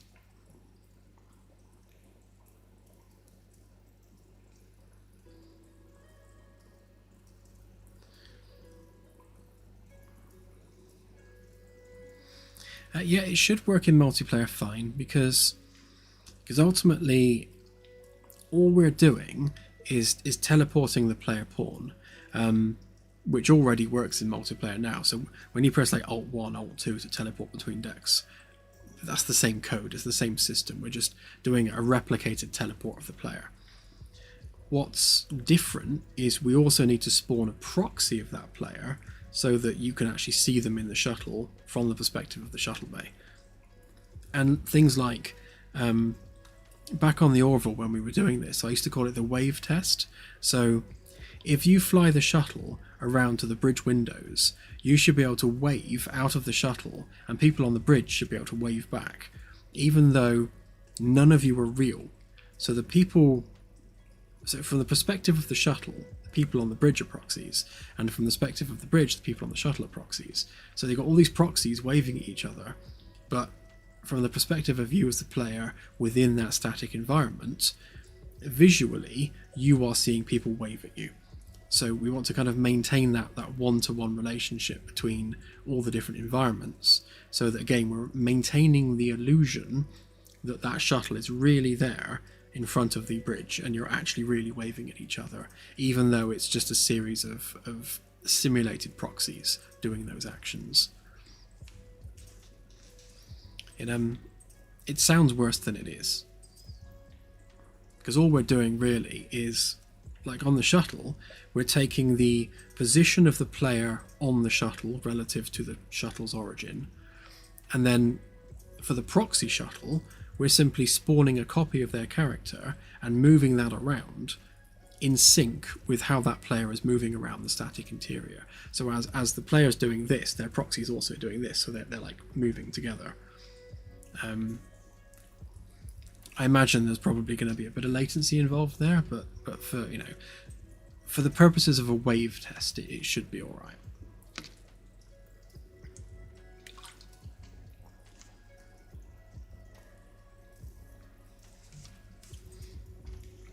Yeah, so the reason for all this complexity is because we're using static interiors. So in order to have a fully physics-driven interior where you can I don't know, stack cups on a table and whilst flying around. We want the physics sim within the ships to be solid. Literally to the point where you can stack cups and they won't fall over while you're flying about. So it has to be an absolutely static environment in order for that to be possible. So it doesn't matter if your ship's upside down or your shuttle's upside down, you can still happily stack cups on a table without them falling over. So all those interiors need to be static. But in order to then have space flight with multiple vessels, there has to be all these different systems that are working in concert to maintain the illusion of space flight.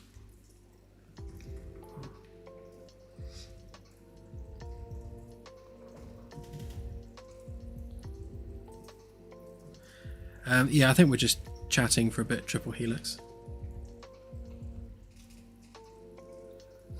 So Star Citizen is a different beast altogether, in that in Star Citizen they have moving physics volumes. So they actually have, like, around each ship is a physics state that moves with the ship, and for their planets as well. So be it a ship, a planetary surface, or anything else, it's lots of different physics environments moving around their world. So they do it in a very different way. I mean, they've built their engine. I think it's Lumberyard. I'm sure they were using Lumberyard, but they've modified Lumberyard to such an extent that that's possible. We don't have the tech or skill for that, so or the budget for that matter. So we have to do it in a jankier way than that. Hopefully we'll have a similar end result, but definitely jankier.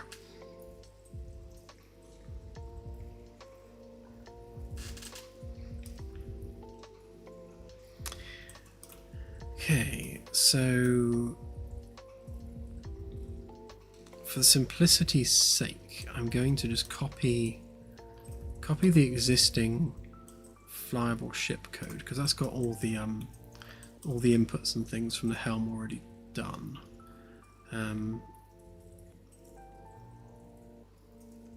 Which does include all the FTL stuff. I will bypass the need for voltage.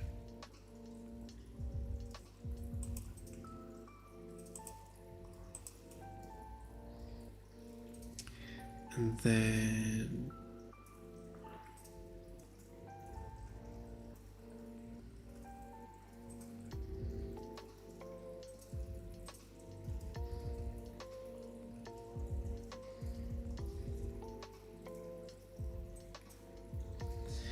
yeah, well, this is why we have static interiors, because if we tried moving the physics volume with the ship, then anyone with any experience of ever playing a game knows that moving platforms in games never work smoothly. Like, anything physics related on a moving platform is going to go through it, because that's just game engines for you. That's what they do. So having a static interior removes all of that issues, and it means that the interior environment is absolutely rock solid. The physics interactions are rock solid. You can ragdoll downstairs. You can, as I said, you can stack cups on a table. All those physics interactions which we want to use are at the best they possibly can be. Yeah. I think, I've said it before that, controversy aside, Star Citizen is an incredible technical achievement. What they've managed to achieve is breathtaking. As a developer, I tip my hat to their technology. It's just mind-blowingly good. We will never have technology as good as Star Citizen. As a tech demo, it's amazing. But yeah, as a game, I find it frustrating because I keep getting bugs and I keep losing my ship and I keep having to restart, and it's just a frustrating experience because of the bugs. I think once all the bugs are fixed, it's going to be brilliant. But yeah, too buggy for me right now.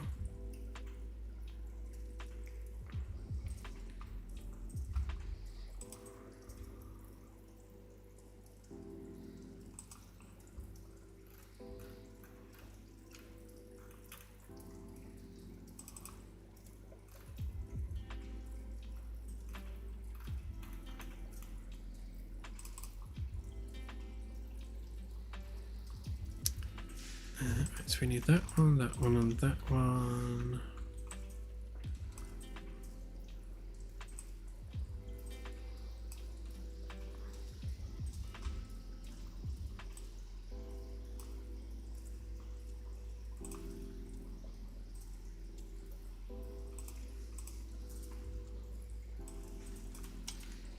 These are all the wrong way. Oh, they are.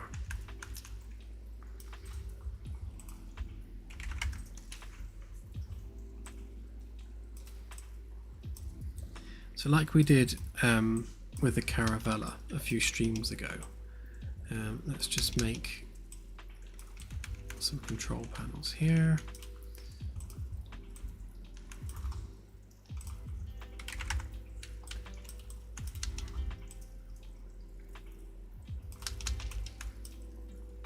I can't remember which one's which because they've all got the loading screen on them.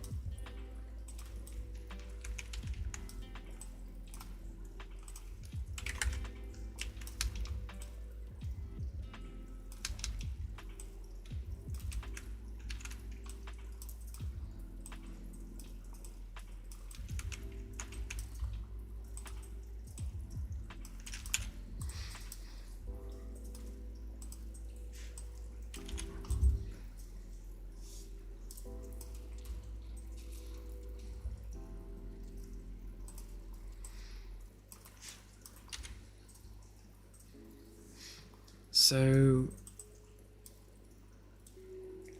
when we spawn a vessel in, we're going to need, obviously, its invisible ship flying about the place. And that would be the one we just made. That would be that one, so we call that one Flyable Shuttle. And then we need to change the mesh. Interestingly, the mesh which we're currently using is the original Magellan mesh, which was this one. This was like the original before we even made it elongated. And then we stopped using this one because everyone said it looked like a Miranda class. I mean, I can see the resemblance, of course. It does look a bit like a Miranda. But yeah, so this was the original Magellan back in the day, and this is what we're still actually using as our collision ship. But this is what's flying around that you can't see. But we need to change this to our shuttle.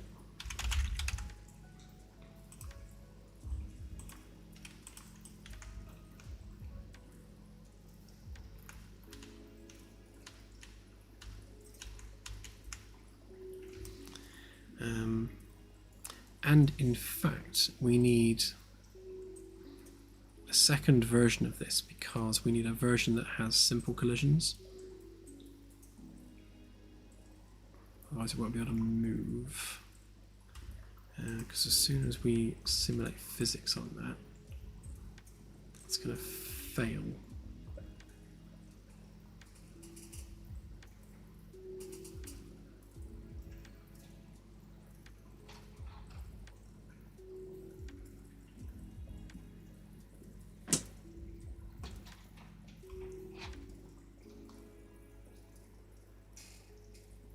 Should be alright. So if we do a copy of this,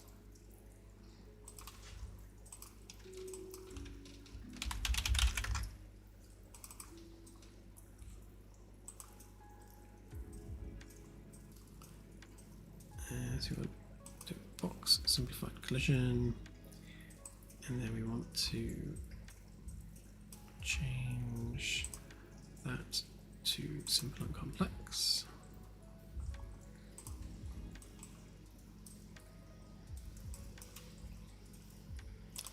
Actually, if we do that,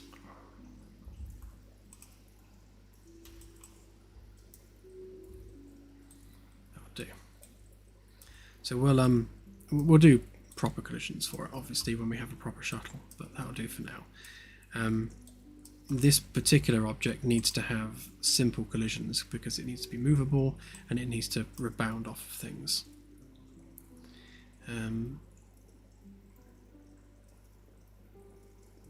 Yeah, so I can't really demonstrate this flying about because it exists at the world origin, so we would have to be in a star system environment.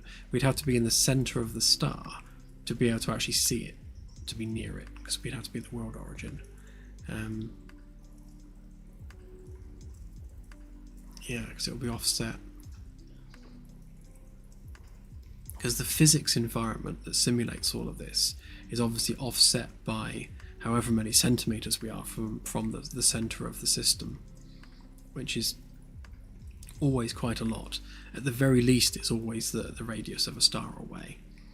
And this is going to be the first major challenge with this, is when we have our physics sim inside the shuttle bay, is how badly is the floating point error is gonna cause a problem, because that little proxy ship is going to be quite a few million centimeters worth of distance away from the world origin. But we will see. There are ways and means of mitigating that.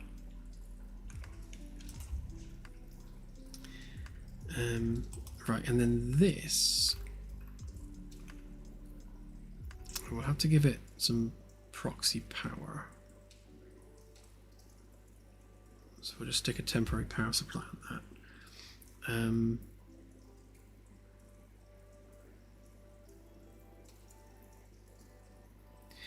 Yeah, so when we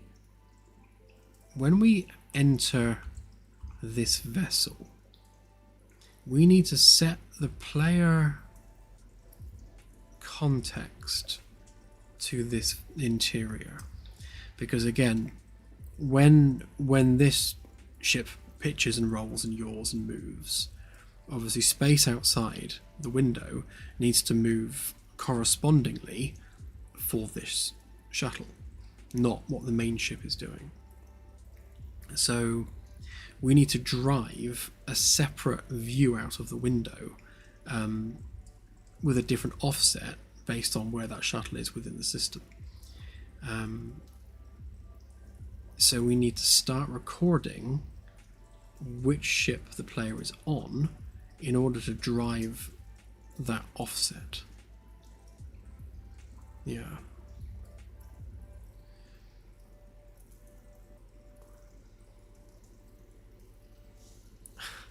Good night, CSI. Have a good one. I'll try not to make mistakes.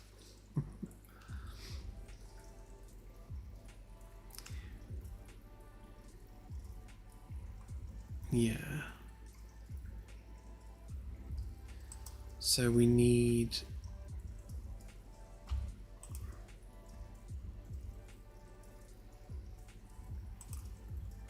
physics version of the shuttle for the physics sim, and then I suppose tags are probably the best way of doing this. So if we tag the actor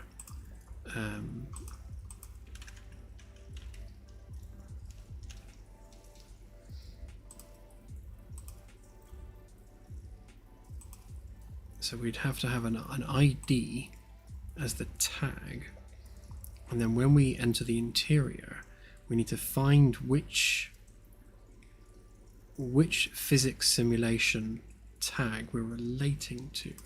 So if we just call that one shuttle for now, just for argument's sake, and then for the Magellan we'll just call that one Magellan.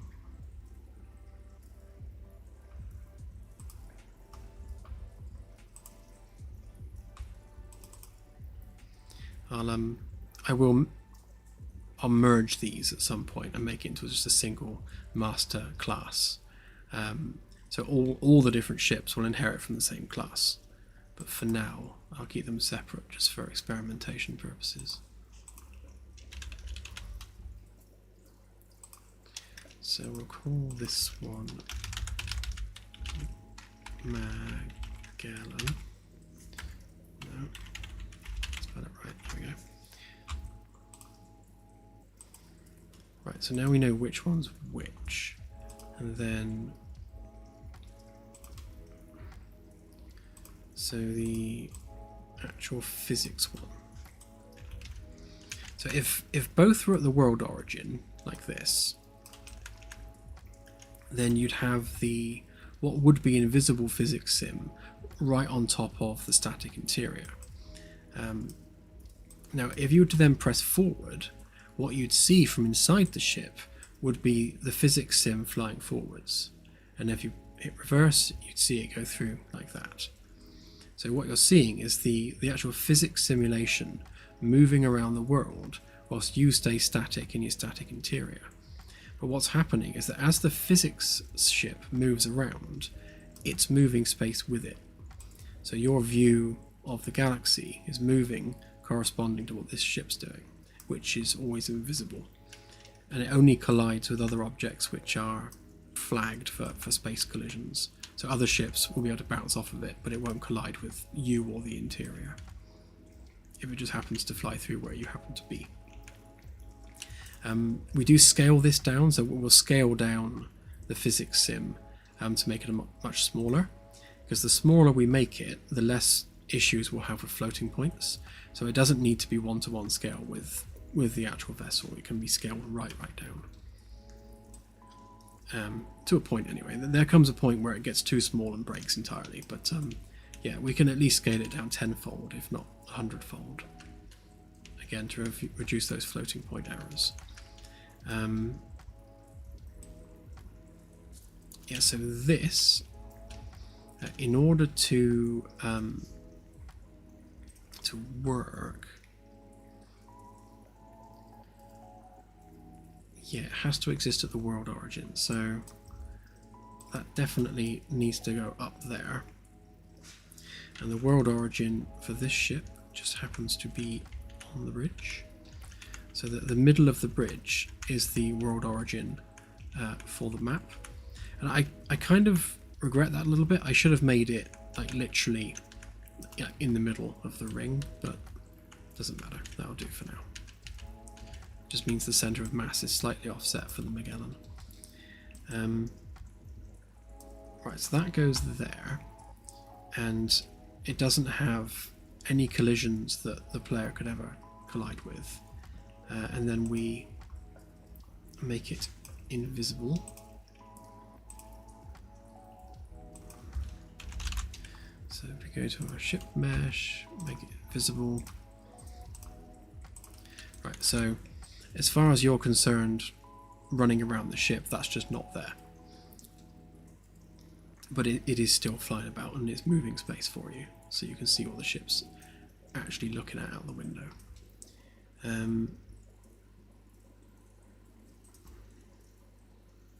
Right, so now that we know that, we need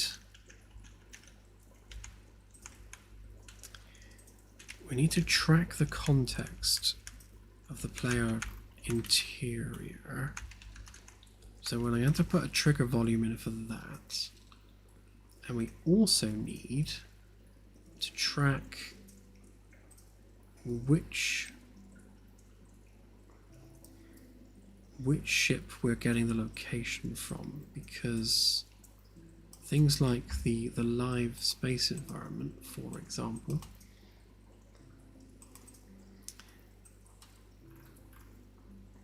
so we've got our X, Y, and Z rotation and our locational offset, which is driven by what the ship's doing, and we are tracking that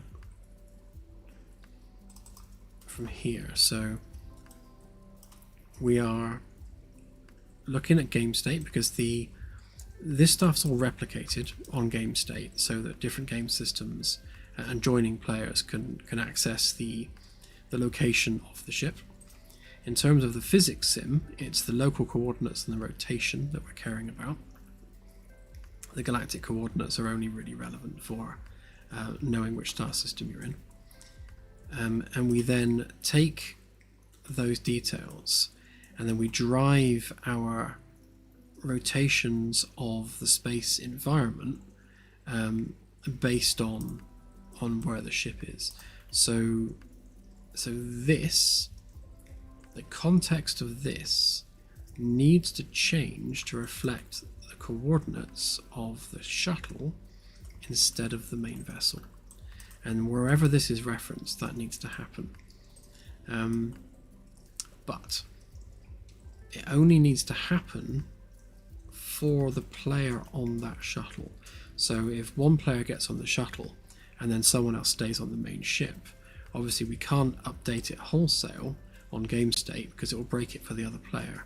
Which means we need to track those ships separately, which means we probably need to change this to a nested struct. So we've got a struct for the ship variables, and we can keep that, but ship state needs to be a struct containing, it needs to be an array, I suppose, doesn't it? Yeah, so this needs to be an array because we need to add and remove ships and stations and other locations as and when we enter systems. So if the system we enter has a space station, then we need to add that to the array with its various details, so that when we board that station, what we see out of the window, i.e. this, is driven by that. Okay, now in order to do that, we need to make sure that we are always getting the right value from there. So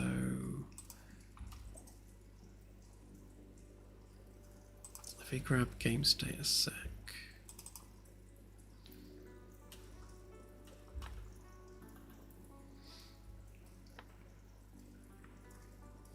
Hey Mojin, welcome to the stream.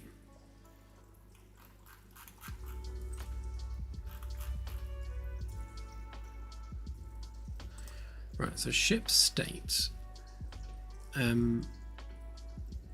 So that needs to be an array. Now obviously this is going to break a bunch of stuff as per those errors.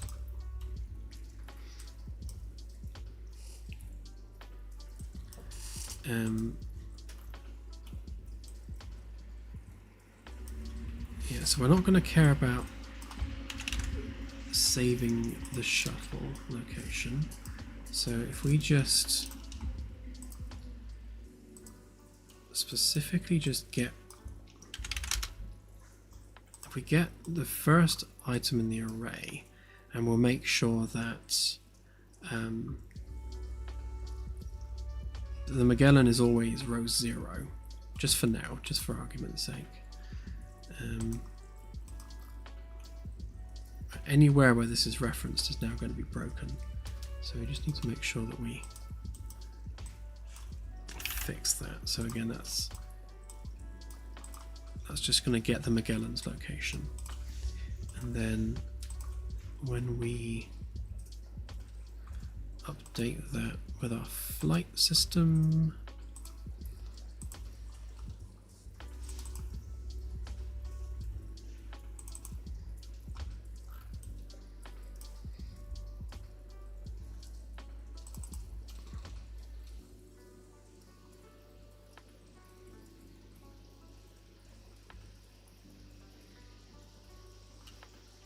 not sure we're using this actually. No, I think that's a bit of redundant code there.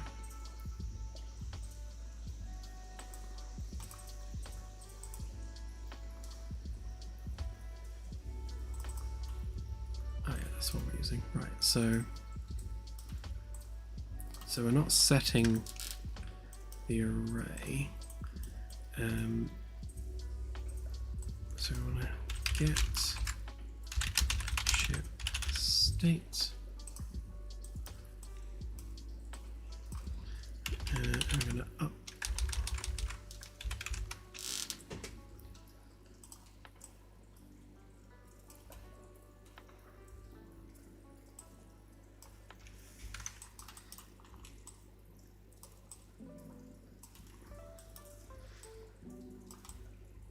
Right, so we're just going to be updating index 0.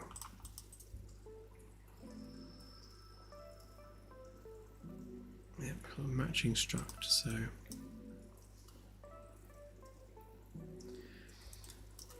the Magellan is constantly going to be updating index 0, and then this one, our new ship, is going to be broadcasting on array element 1. So, oops, get ship state, set array element. That's going to be that one, and this one's going to be index 1.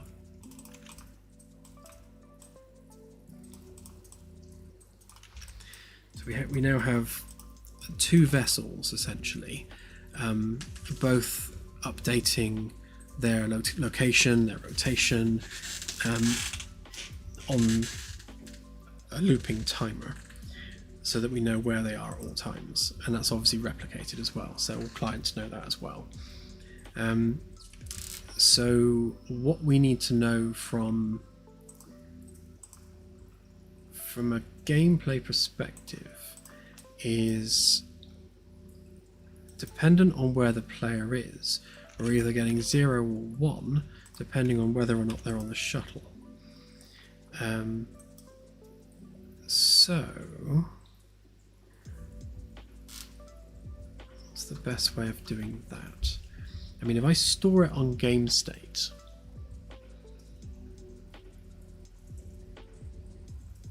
so I'm always having to think about how this is working in multiplayer as well.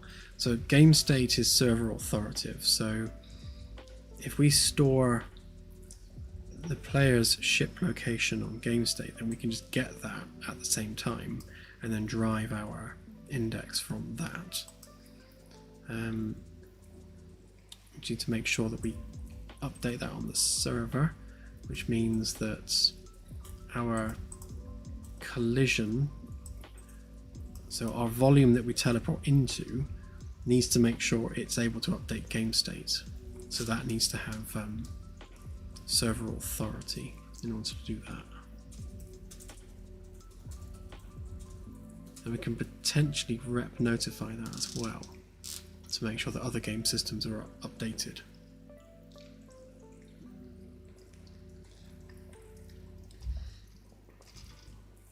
There are many hoops to jump through for this. Right, so where's game state gone? Did I close it? I think I did, didn't I?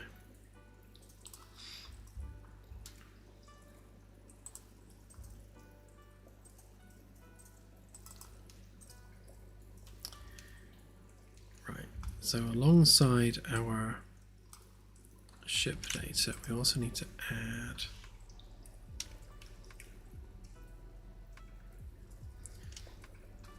I'm also thinking I could store it on the player controller. I was wondering whether the player controller might be a better place to keep it, because we can update that more easily. And then we don't need to worry about querying which player we're talking about, because obviously the player controller is the player's controller. So yeah, we'll do that.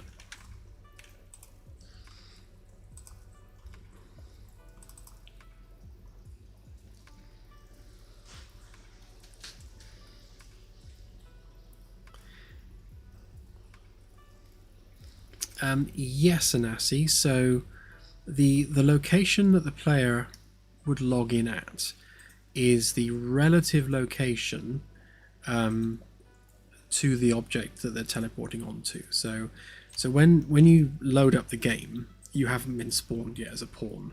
So you're like a spectator cam watching the loading screen. When the loading screen finishes, we then spawn the player in a specific location, be it in the brig if need be, or in the conference room by default. Eventually that'll be within your quarters.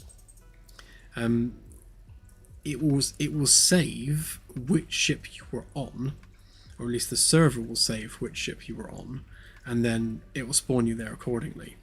The only caveat to that is, what if that ship has been destroyed? So let's say you were on a shuttle, you log off, you come back the next day. In the meantime, the shuttle's flown into a star. I think for the sake of continuity of gameplay, I think if you're logging in and the ship you were on no longer exists, you will just default to like sickbay or something on the Magellan. That's probably the cleanest way of handling that. So you just lucked out, basically. If you were offline when it exploded, then you lucked out and you were spawned in sickbay.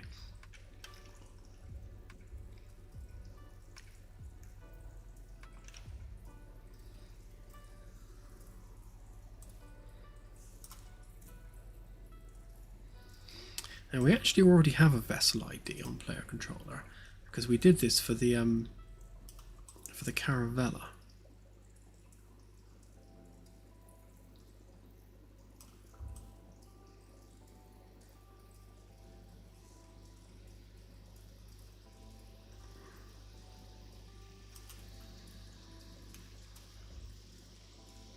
I think I'm going to I'm not going to use this one. I'm going to make a new variable for this, because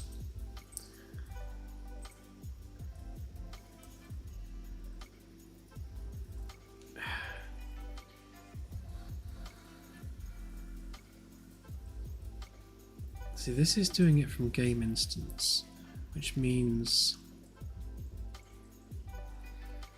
yeah, so this is controlling which ship you were loaded into, and that's not really relevant at the moment. So yeah, let's just call it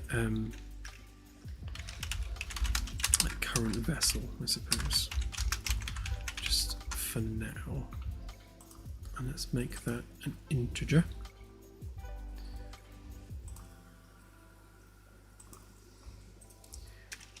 So when it comes to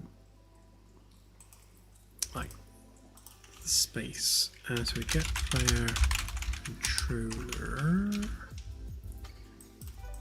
and then we'd have to cast start in player controller. Let's make that a pure cast for now, and then we want to get current vessel.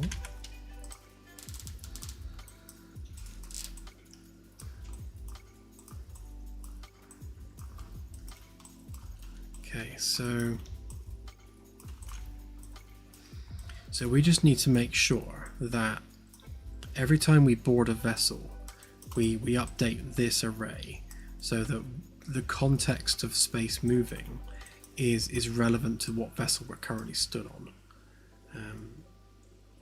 So when we handle that teleport, we also fire this at the same time, which means space should sort of go boop to sort of match the ship that you're on, which will be part of that seamless-ish transition.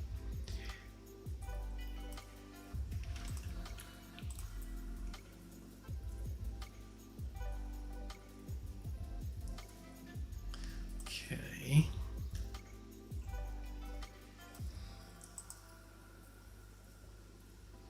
So as part of our static environment then, if we make a volume there,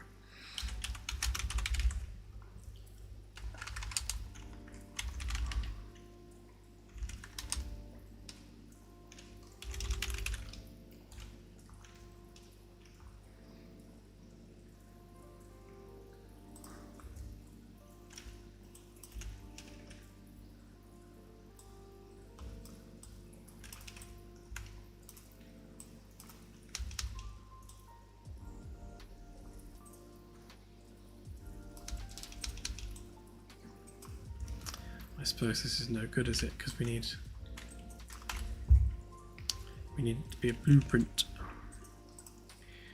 Right, so if we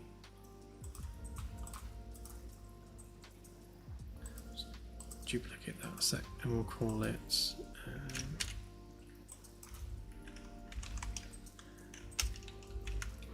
ship identificator.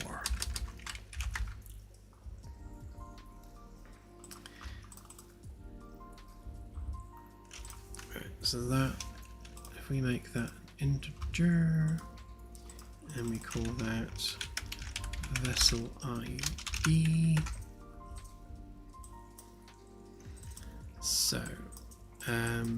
So we want get controller.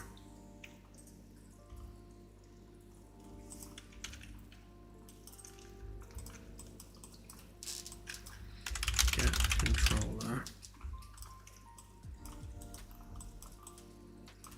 And then cast to the Starship 1.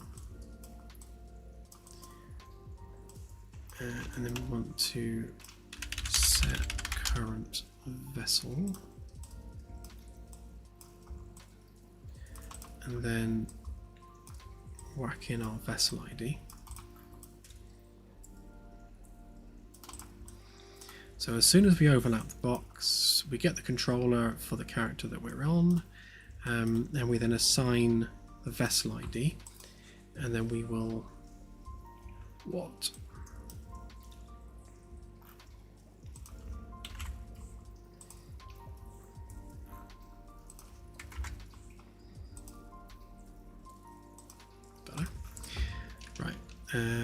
Blah blah blah. Yeah, that's all we need.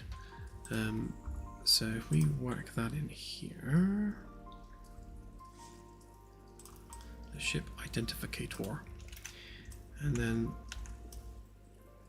make it bigger, I suppose.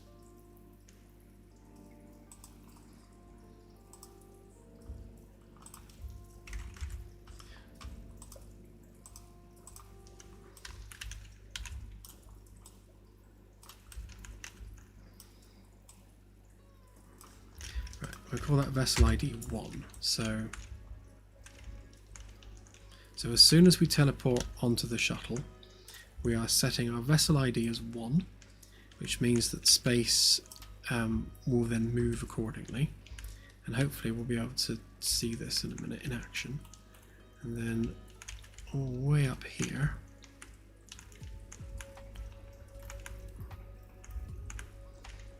we just need to do the same thing. Work that in there. So as we leave the shuttle, again we are hitting this trigger box, which is setting our vessel ID to 0. And again, when this is a moving shuttle, these trigger boxes will be stuck to it as it moves around.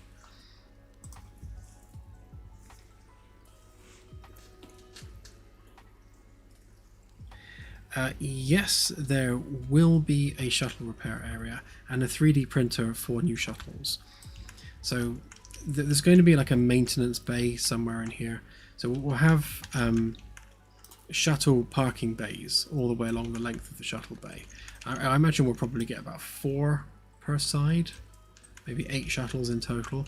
And that shuttle parking bay will have all the equipment needed to not only fix and repair the shuttle that's parked there, and refuel it and that sort of thing. But it will also have like a 3D printing arm on a boom thing where you can print out new shuttles.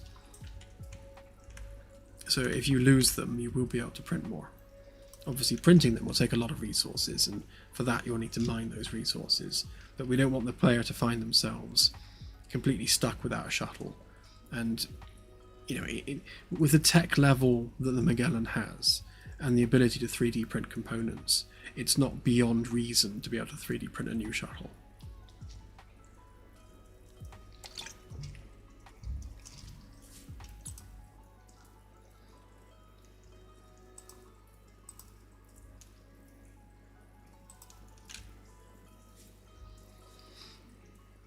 Yes, yeah. It'll be there'll be a lot of resources needed to print a new one, and also it won't print it all in one go.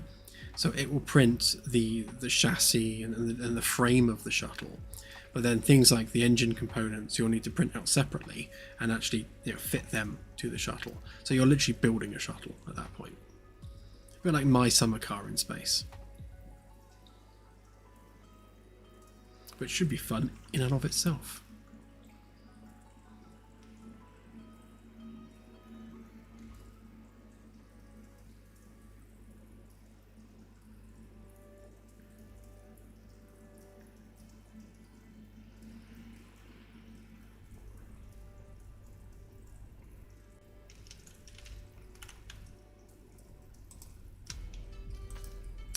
Why am I stuck in the floor?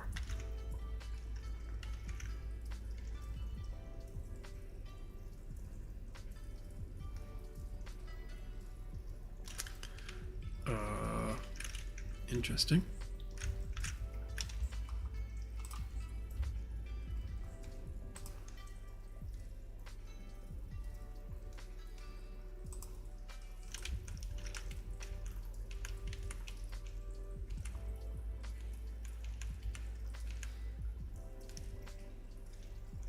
Now, normally it does that because something is colliding with the player.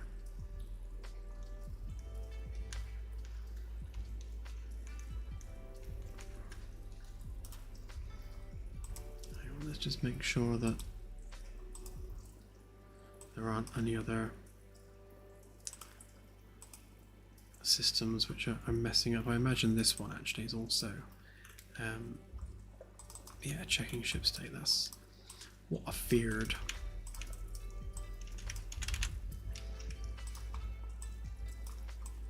Right, so again we will get the ship state and then we will get player controller, and then we will cast to the Starship player controller and make it a pure cast, and then we will get vessel,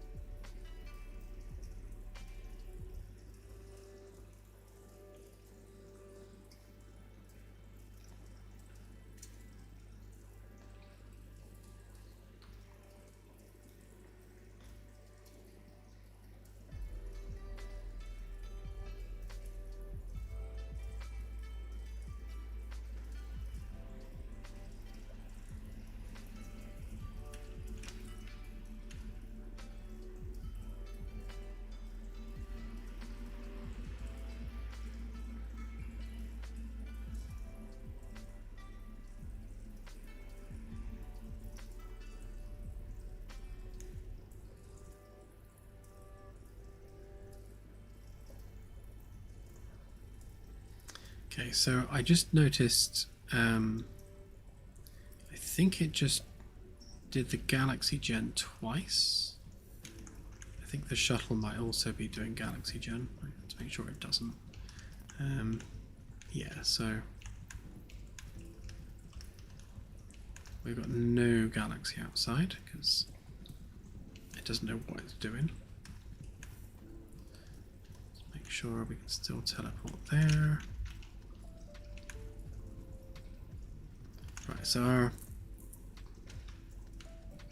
our galaxy context is now obviously ship 1. Now we're ship 0 again. It doesn't help that we don't know where we are. Yeah, there's another couple of systems that we have to fix in order for that to work. So system number 1 would be the Galaxy Gen, which lives on this little server box here. It's where all the magic happens. And again, we have the same issue we had before, where it doesn't know what it's actually checking. So we'll just grab that.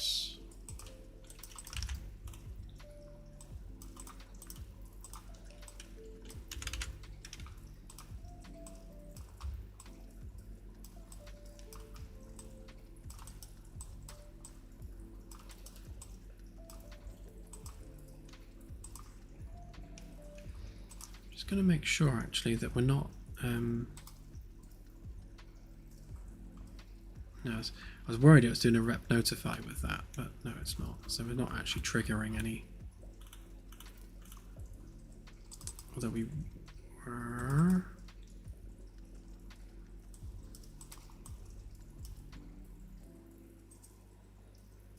I think that's an old one.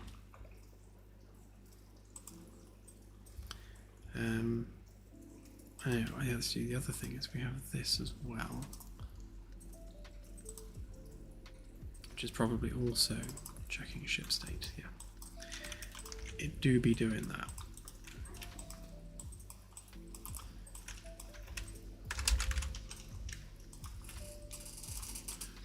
This is what happens when you have all these complex systems. Like, you change one thing and it breaks half a dozen other things. But this is all necessary breakage, because without doing this we can't have multiple ships or shuttles. So it's all stuff that needs to happen.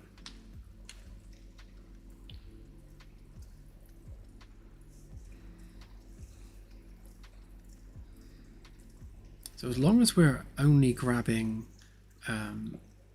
reference to array element 0, we shouldn't have a problem with the galaxy.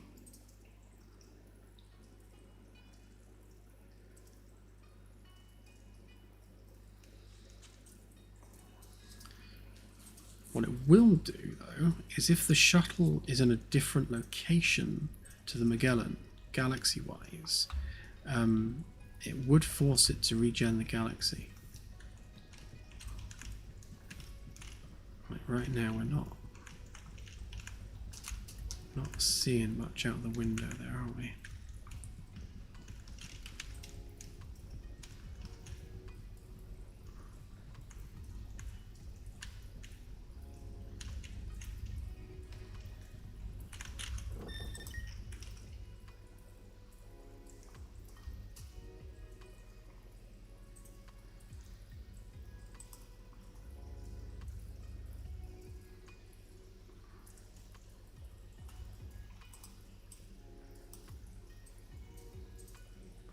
I'll make sure in a sec that this is actually actually updating properly.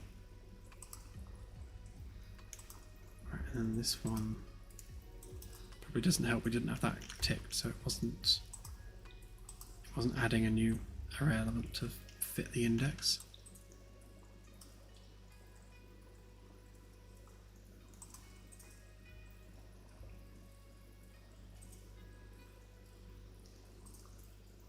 And then on this one,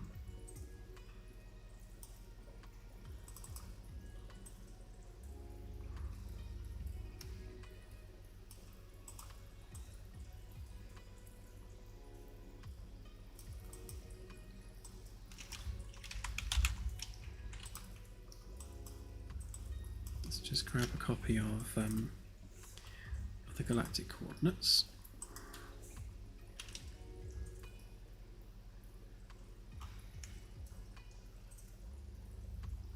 Oh, that'll be interesting actually. If we force it, because they should default to that. So if we change the default, I don't know, just to that. No, that.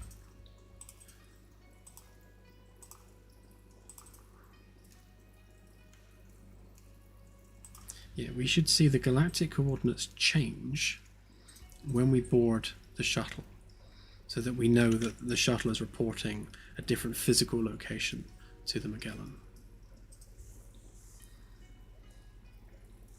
So right now it's definitely reporting the Magellan's location.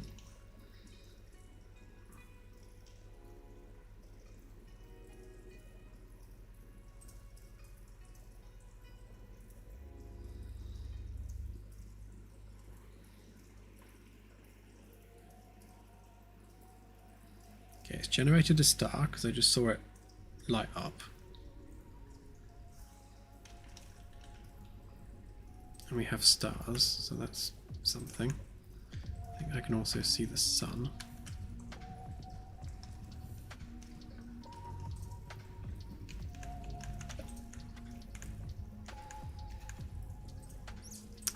there's Jupiter, so we're definitely in the Solar System. Okay. Now when I enter the shuttle should not be in the Solar System.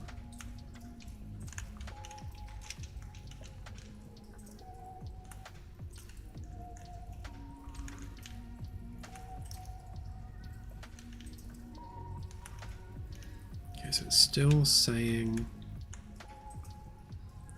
the Z is 56. It should be saying 50, so it's not updating the player controller on the trigger box.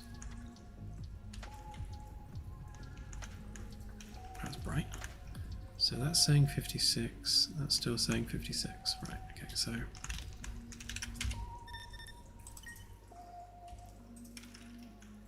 we're halfway there.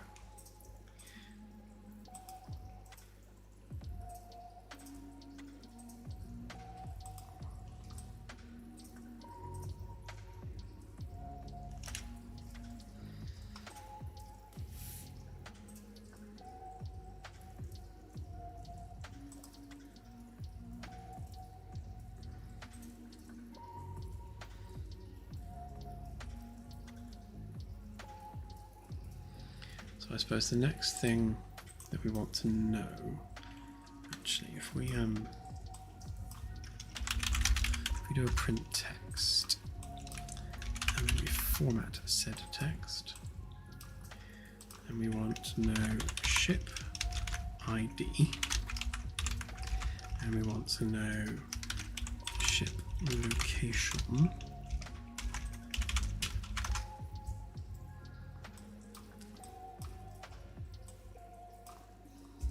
Right, so we're expecting that to say 0 when the game is loading, and then we board the shuttle, that should change to a 1. If it's not, then that means that our ship identificator is not working properly.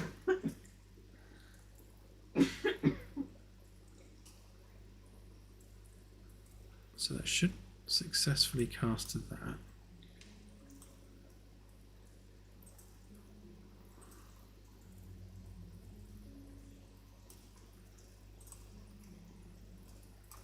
Did I set the vessel ID on that? I bet I didn't, did I? So that one even. Vessel ID 0. Perhaps this was just me not setting the value properly. Oh no, vessel ID 1 I did. Damn, that was going to be an easy fix. Yeah, Claire's still here. You can tell by the coughing. Yep. Falling asleep, Claire. It's past her bedtime. Let's just make sure that that player controller value is being updated. So this is all correct. We're showing ship ID 0, and we're showing the location of the ship being in Sol. That's all good.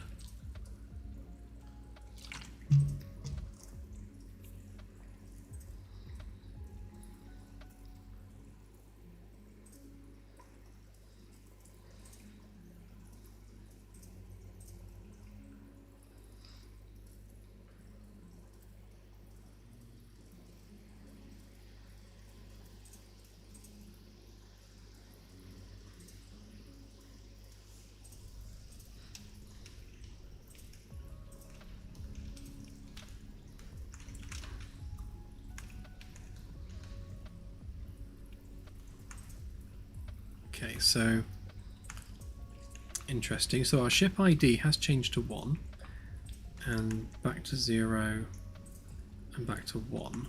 So we know that we're definitely on the correct vessel, so that's working. What's not working is it's not reporting the correct location, and I'm wondering whether that's because...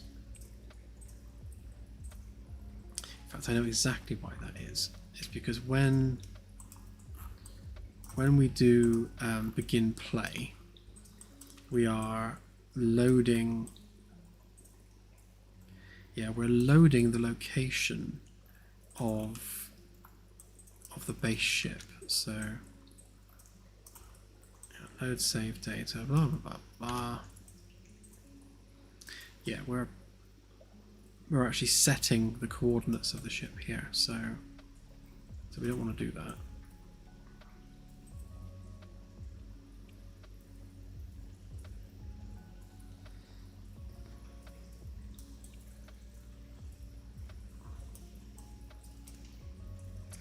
Okay, so let's stop it from doing that.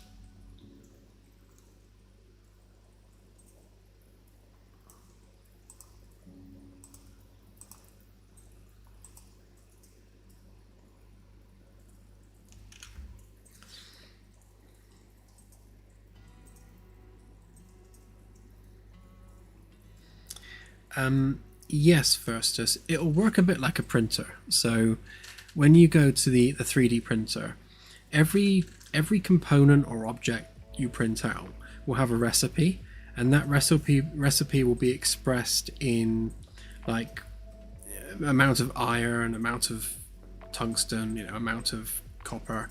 So there will be an elemental recipe. And it'll be the same with things like an apple or a banana. They'll say, right, this object requires this much carbon, it requires this much whatever. And you'll have storage bins on the ship which contain those materials. So you'll be able to see the percentage of fullness of those various different storage bins when you do the print. So we'll have that as a UI element. So if you're running really, really low on copper, it'll be like flashing like low copper on the UI.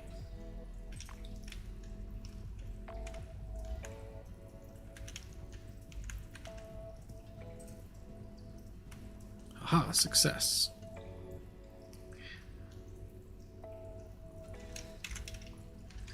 Right, so it's now saying the ship is not in Sol anymore. I could do with a model without a roof, to be honest. I might rip the roof off in a sec so we can see properly. So we are not in Sol. And if I exit, we should now be in Sol.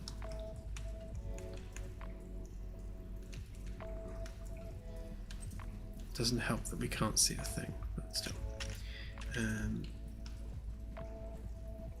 So yeah, so we're definitely in the Sol system, and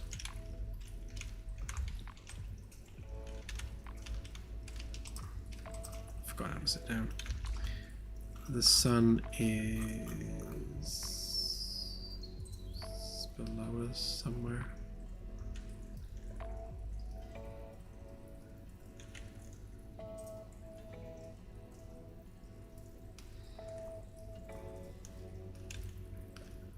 Oh, that's nice and broken.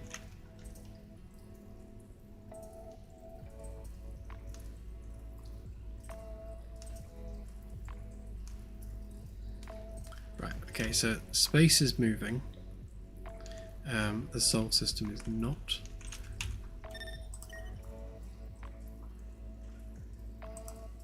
Okay, and that will be because of this.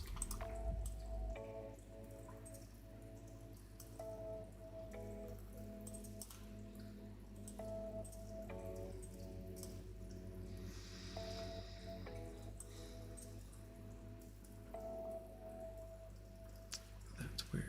Oh, right, no, because it's right, because we're only checking the local coordinates, not the rotation. I think the rotation is coming from our space positioner, which is this thing.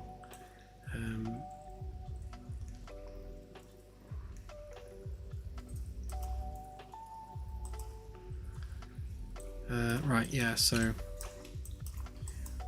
same problem as before. We weren't getting the right details on there. Okay, we're getting there. Break a system, we fix a system.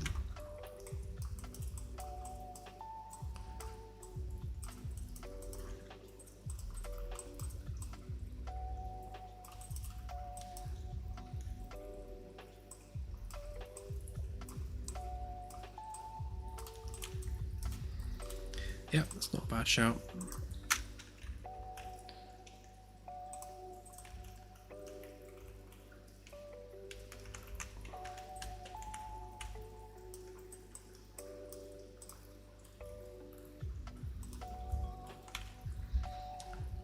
If I do plus 150, that should be high enough above the roof. Actually, let's add another 50 just to be sure.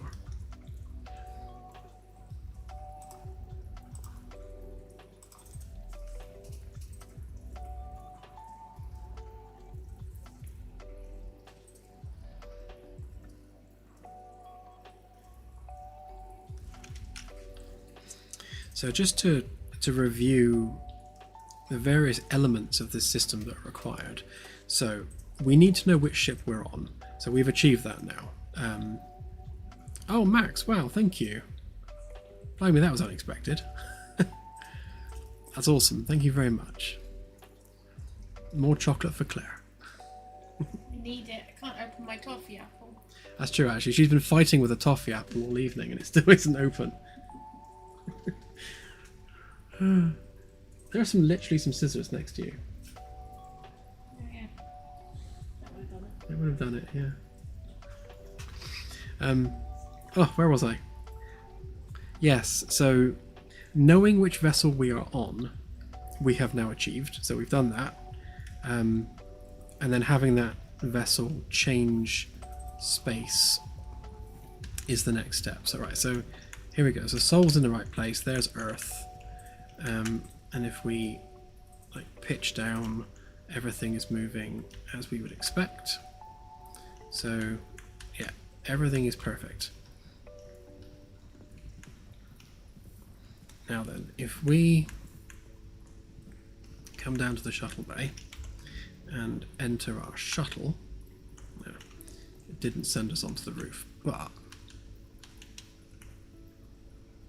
we are now in ship ID 1. If I just teleport to the bridge, look, Earth is gone, and Sol is 6 light years away, so it's working. So you can see that the shuttle is 6 light years from Sol. Festus, thank you. That's a lot of chocolate. Teleport back to the bridge, and you can see that we're now back in Sol again. So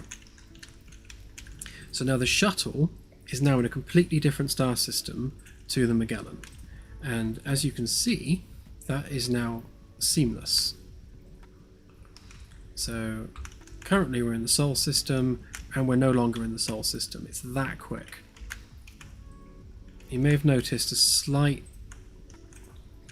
hitch. So as we enter, there's a slight hitch as it's generating the new location.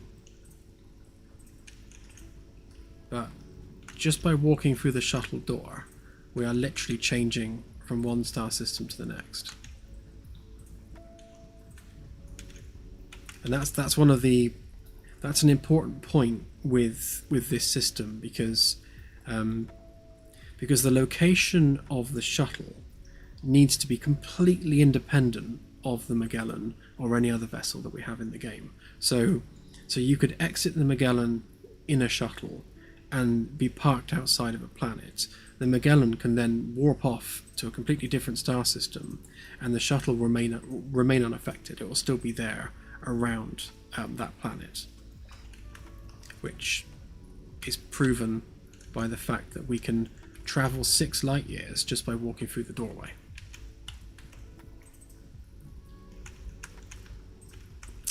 Right, so where are we? So we now know, yes, Anasi, actually. So wormholes will be identical to this, only we're changing the reference of whatever vessel goes through it. Wormholes will probably have more lag, because they're probably going to be further than one sector away. Some of them might just be within the same sector, but if there's a wormhole that goes, say, 300 light years, then we need to then load all those sectors and generate those sectors that are 300 light years away from your current location, which means it needs to go through the entire galaxy gen process in order to generate those sectors. So wormholes, we're going to have to do some kind of wormholey effect when you fly into it to mask the fact that we're suddenly regenerating all these sectors in the background, which will cause lag. But yeah, shuttles generally aren't going to be that far from the main ship, so yeah. But that's pretty quick. We're talking maybe like 1 millisecond or less of hitching to generate an entire star system. So that's pretty good.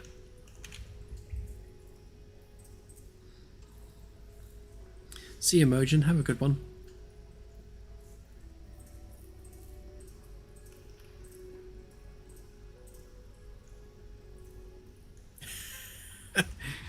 Thanks, Michael. Yeah. Yeah, in terms of loading screens, there you go, 6 light years. And not only is it 6 light years, it's 6 light years and generating an entire star system in well under a second.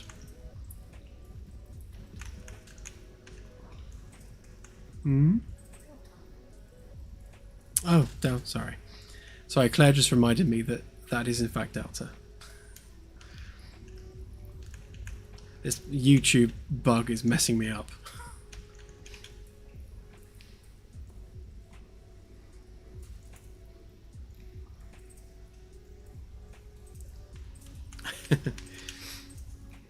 Yeah, obviously this is just like the very, very first iteration of this code, and it will run even quicker when it's packaged as well. Things always run more slowly in the editor. But yeah, I'm quite pleased with that. Whee! Just seeing if it will break, been running backwards and forwards. It's the fastest 6 light years I've ever travelled. It seems pretty robust.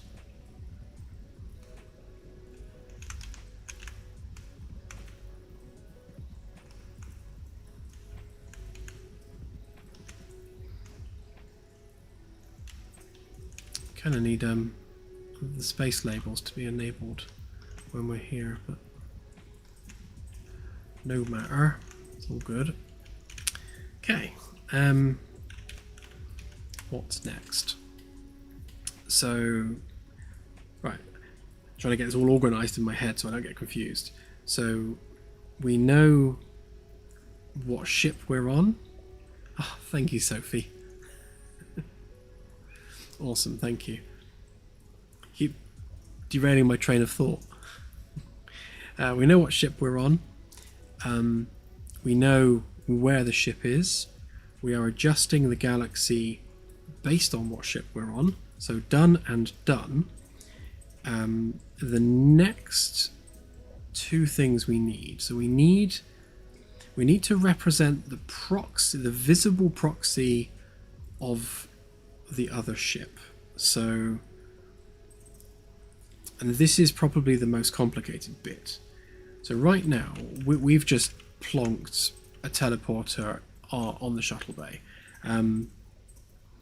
which is working but needs to be mobile. So if we fly that shuttle away, this shuttle that's visible on the shuttle bay needs to move away. So we need to offset the location of the shuttle from the Magellan's location in order to make sure that it appears in the right place. And obviously it needs to be a physics object as well, so that we can like bash it about. So let's see if I can do this in 40 minutes. It's going to be a challenge.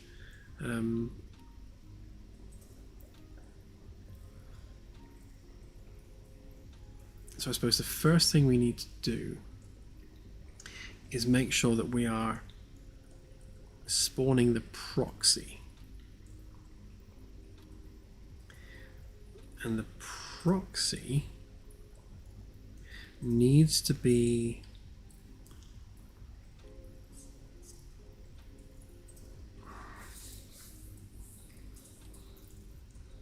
don't want to attach it to the solar system actor, but I can use the same code.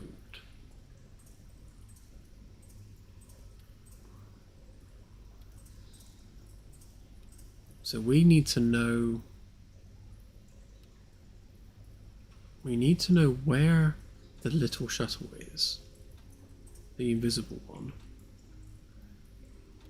And we take the location of the little invisible shuttle, and then we drive the location of the proxy based on where that is relative to the Magellan, so that it's in the shuttle bay. But it also needs to be an independent vessel, so it has to be able to leave the shuttle bay.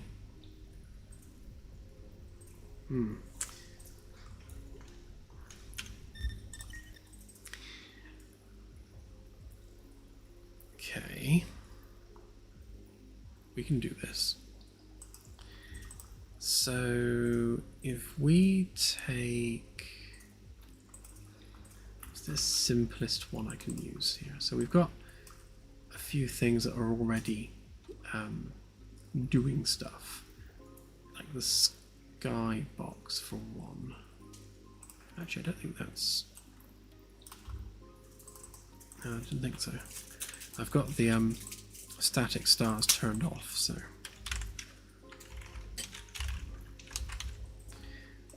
I wouldn't have noticed that not working, but it's not working, so I need to fix that real quick.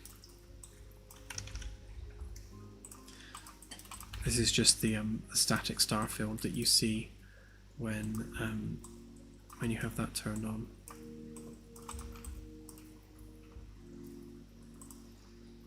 But that's just simple. Literally, it's just a spherical skybox that we rotate based on the position of the ship. I don't want to do that. So we can get rid of that. So which one's this? So that's the space positioner.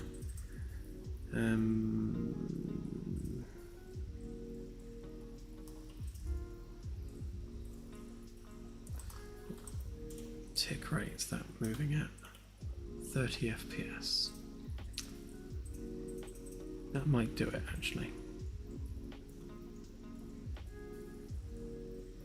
Yeah, let's copy that one.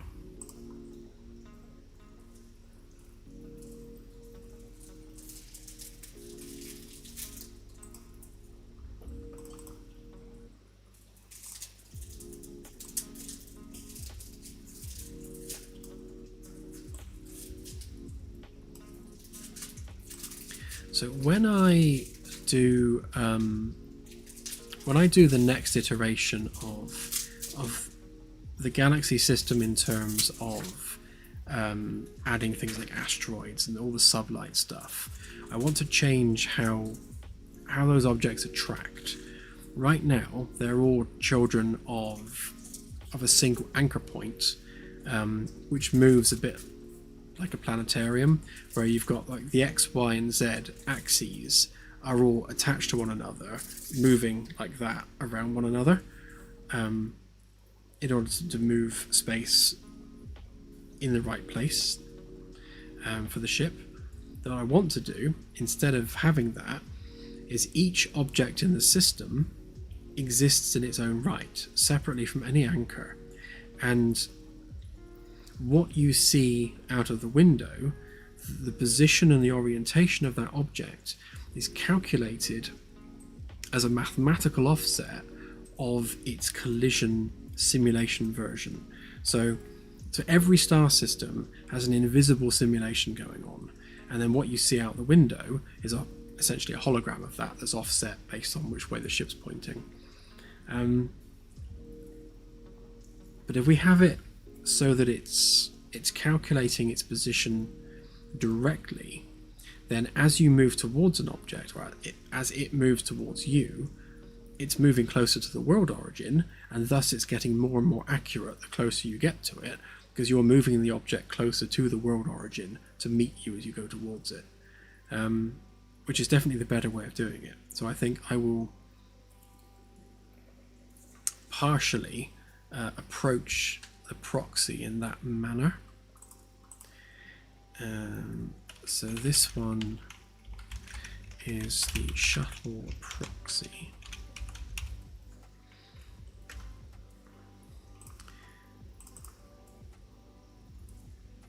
So we're going to do things slightly differently.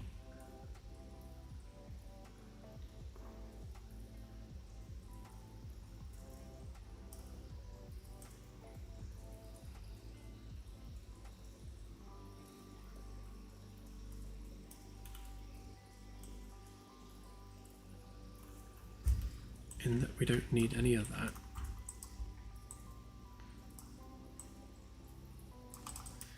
Right, so all we're doing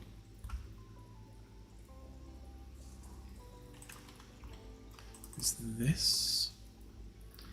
So we're getting current vessel.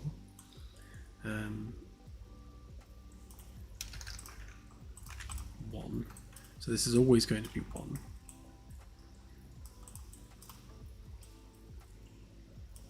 Right, and all we care about is the local coordinates. If this is not local to the current galactic coordinates of the player, then we'll just make it invisible.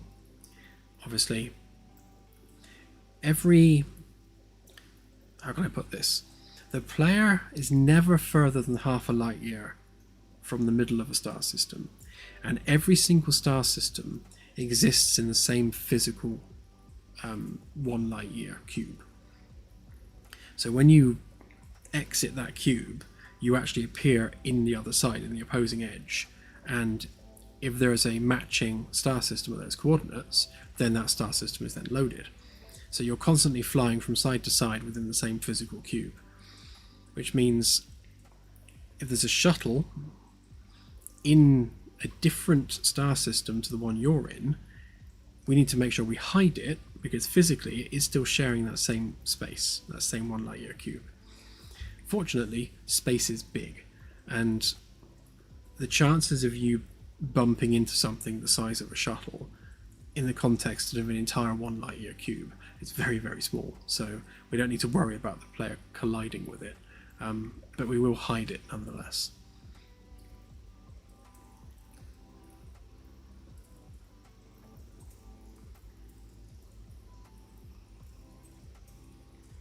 Yeah. I mean, what are the chances of hitting something the size of a shuttle?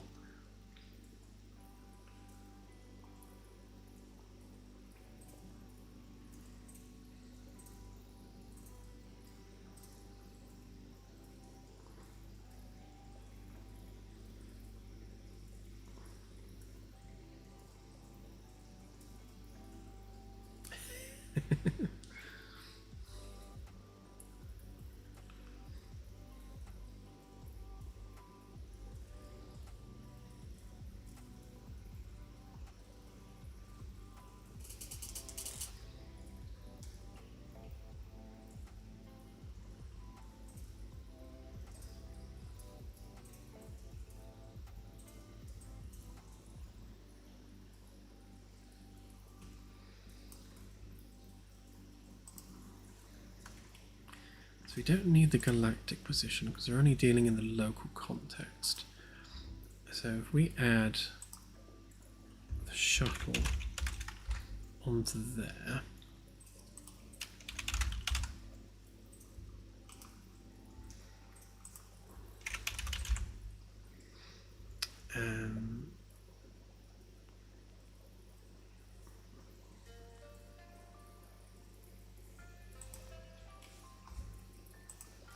and this does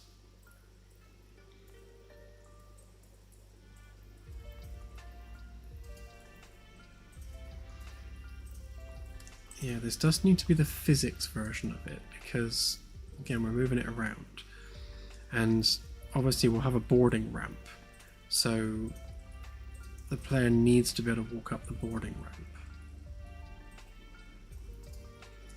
ramp. I'll make this a blueprint at some point, because we need to have the like the collision plane and everything. Teleporter attached to it so that you can teleport onto it and off of it.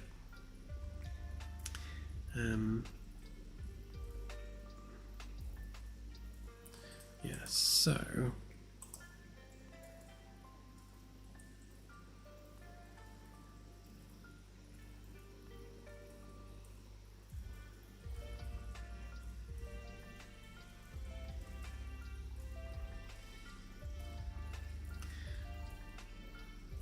just working out the best way of positioning this so that we can actually see it, because again, space is very, very big, so we're talking tiny decimals of movement and it's already disappeared off into the horizon somewhere. Right, let's pop proxy in the world a minute. So it's going to have to be, I suppose it's going to have to be at the world origin.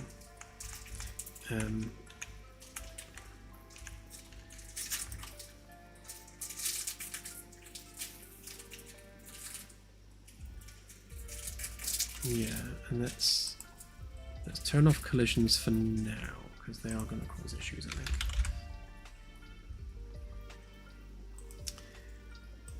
Just temporarily, we'll go no collisions.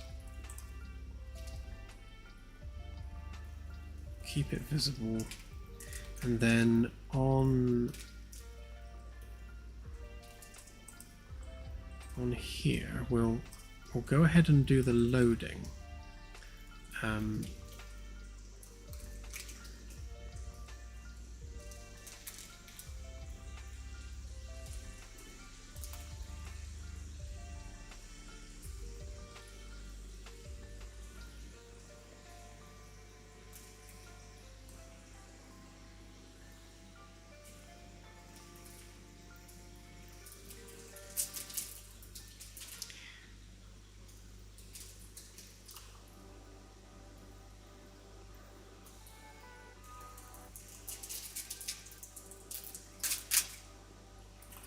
See, it's this that's the issue. So the local coordinates, as you can see, are very, very big numbers because we're dealing with obviously a lot of space, and it's 1-to-1 scale. So you know, these are big numbers, and this is distances in centimeters, so it's quite a long way. So you finally opened your Apple. I got it. Congratulations. It's only taken 3.5 hours. Yeah, I had to do it quietly, which didn't help.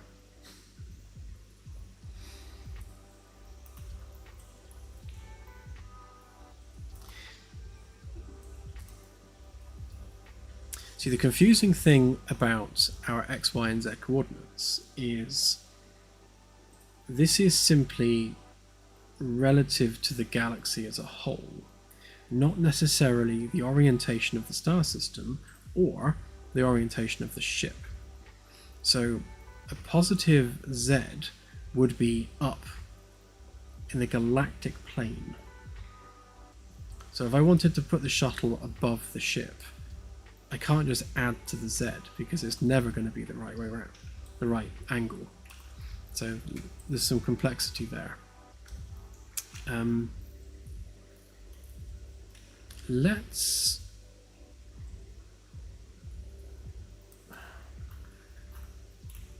Let's keep it as is a minute.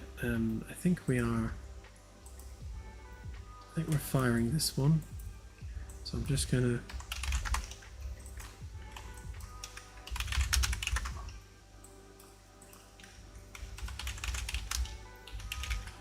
putting that up a second so I know which one we're doing. But technically, that little shuttle should stay on the bridge.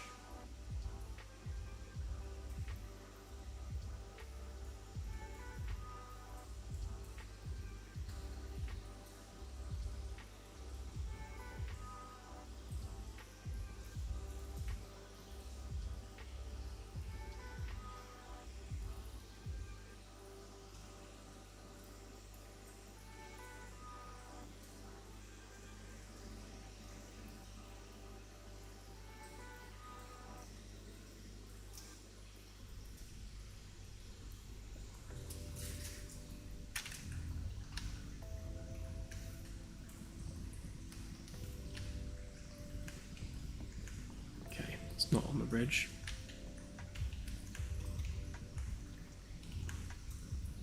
But where is it?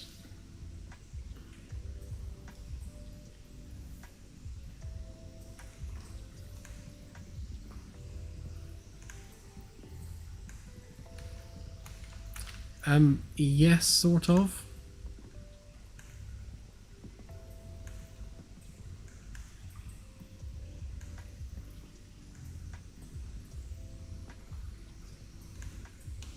Just wondering whether it's actually spawned it in the exact middle somewhere. No.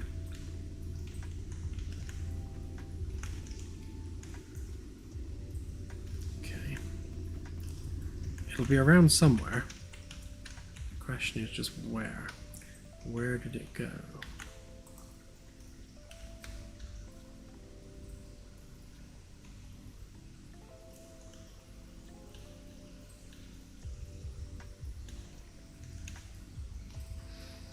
And the other interesting thing about it is it should also be static in the world relative to the Magellan, because we've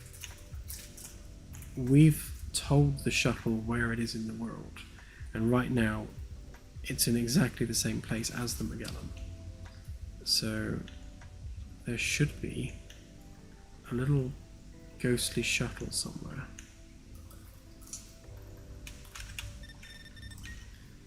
Let's enable potato mode, and we might see it. And we should see you've got the little shuttle underneath the Magellan, which is stationary with respect to the Magellan, which is normal. We expect that one. And then we have the stationary one in the shuttle bay, obviously, because that's not moving at all. But I'm not seeing a little one anywhere.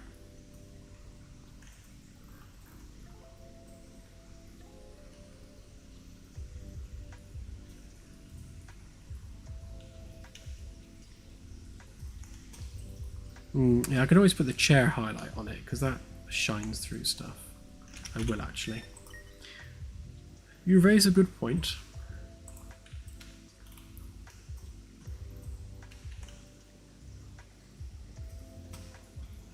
Oh wow. Holy frame rate.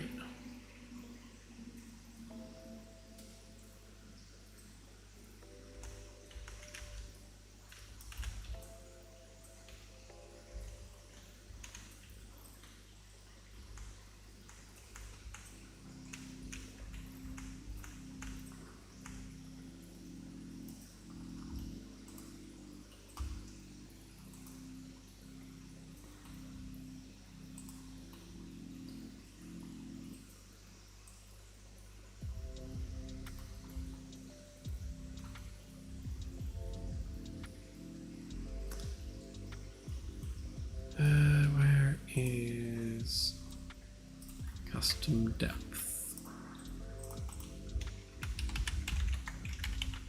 That's not how you spell depth.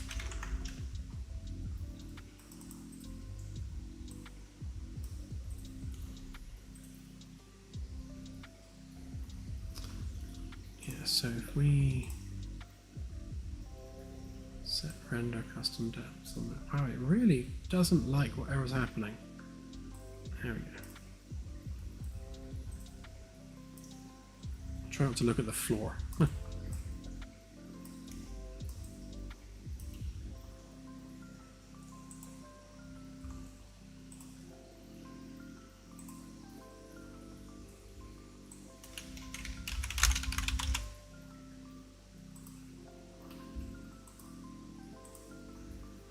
Can't remember which stencil value was the highlight. I think it was 1.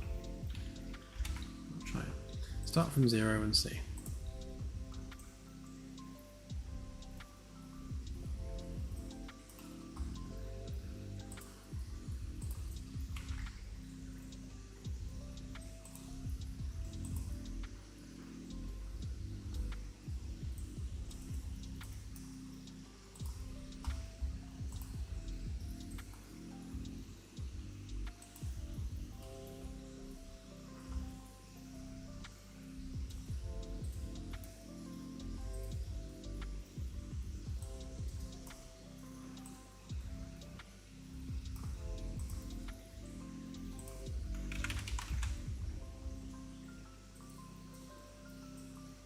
Okay, stats of value 2.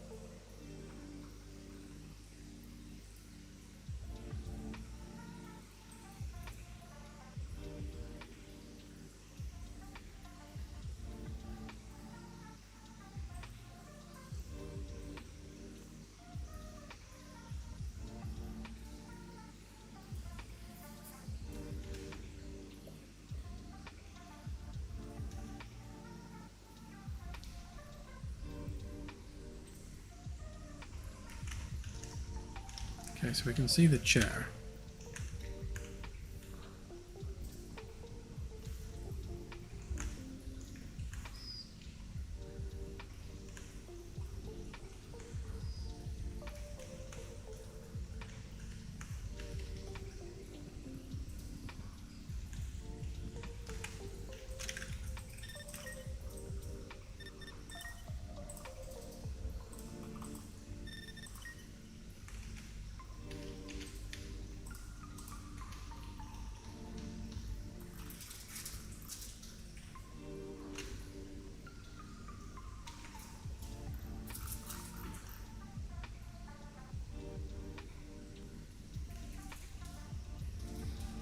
So I can only assume then that the little proxy shuttle is miles away. Certainly a lot further away than we are.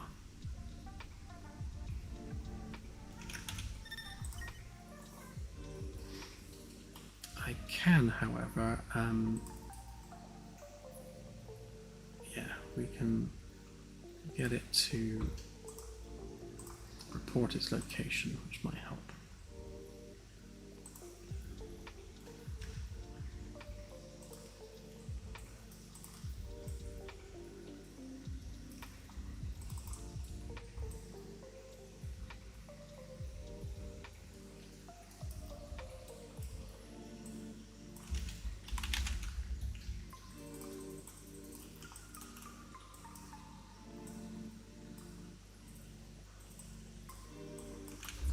So let's get it to spam that a little bit.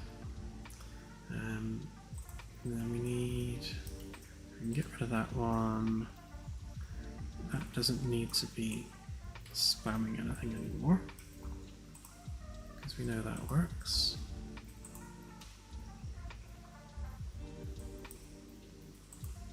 That's fine, that's fine.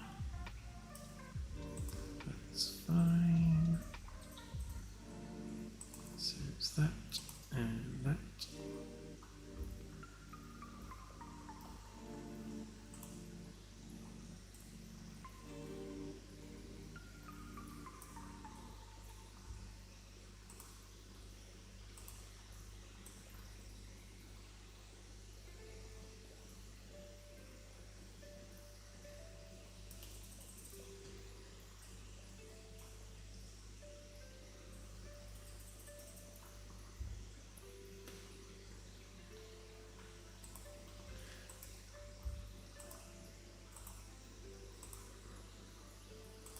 Right, let's just see where it thinks it is in a minute.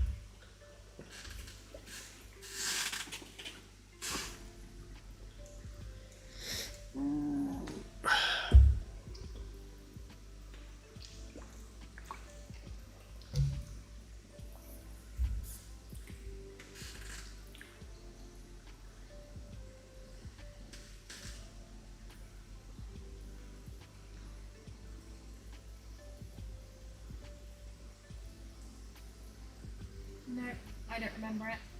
Nope. Me neither.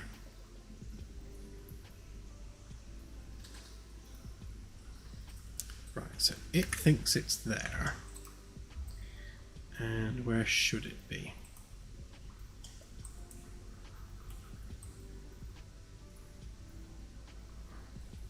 So that's the new game start location. So that's 1, 2, 5, 3, 6, 8, 5, 8.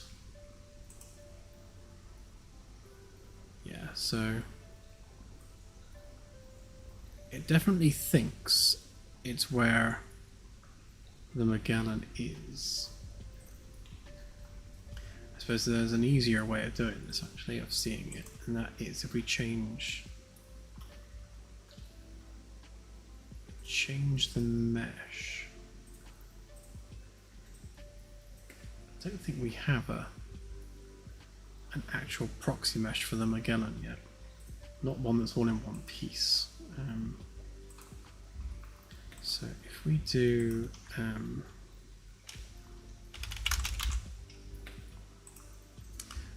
that, and also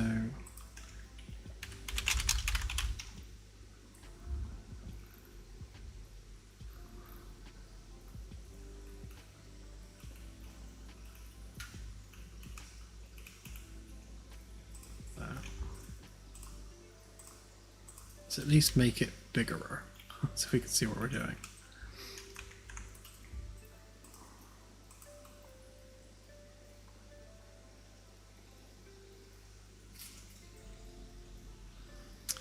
Yeah, it should be, because it's here.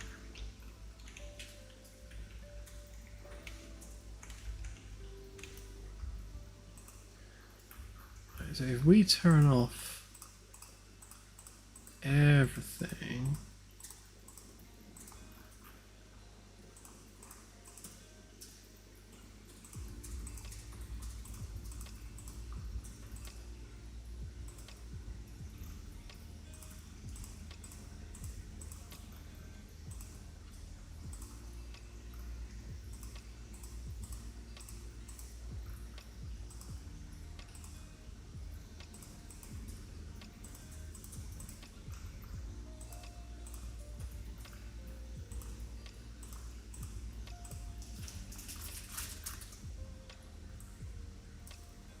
so yeah, it should be there.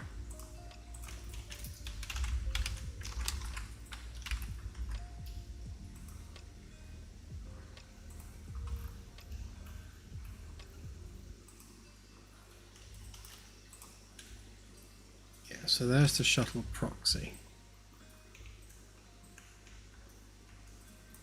And let's stick this on persistent level for a minute.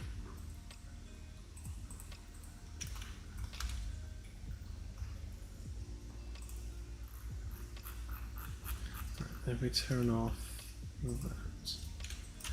Right, so that's the proxy for our shuttle, which is just a big old hunk of Magellan.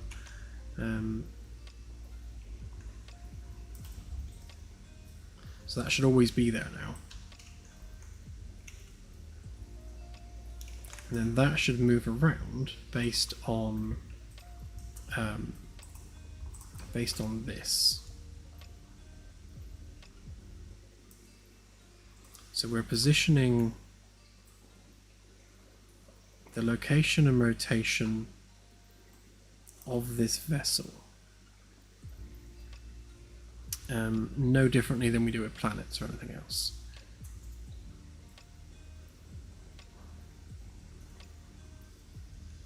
Although, actually, now I think on it,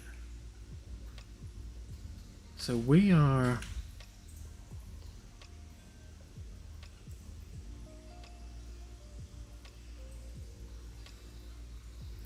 so if this is the anchor point,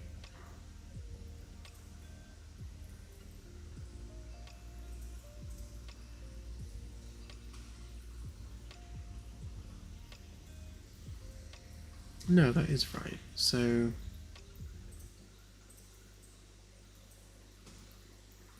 because Because the anchor point obviously moves opposite to the Magellan moving. Yeah. Let's just try it a sec.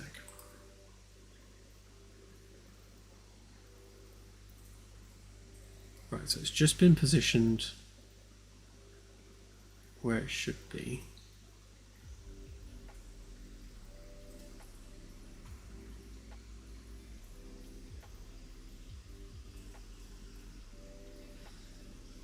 Hey Celtic, all good, thanks. Yeah, I'm only working on shuttles basically this stream because I've had some thoughts about how to do it and how to do it smoothly, and I wanted to take an opportunity just to give it a try and see.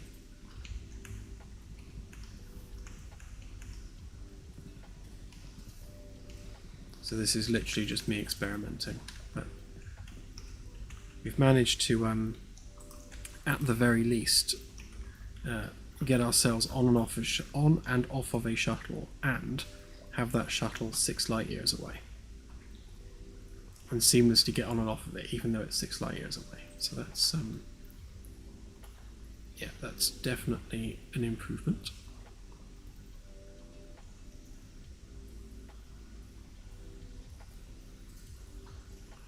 Yeah, I'm not seeing where that went.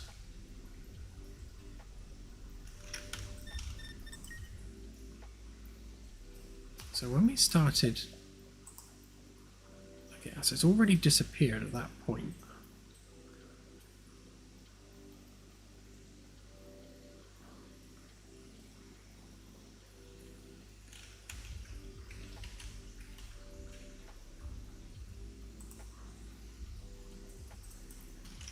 Yeah, because that just starts off as 9999999.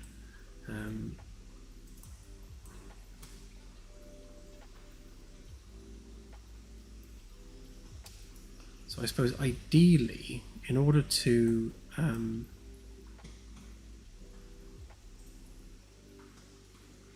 appreciate where this might be, we kind of need to go to the center of the star, because that's the 0 location. So we need to put the ship at 0 and then see kind of where it goes, because as we move, it should move.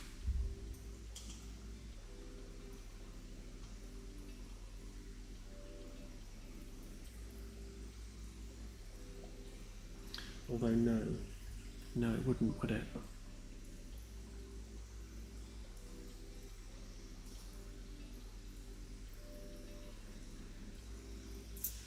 Hang on, no, that's actually not what we want. So if we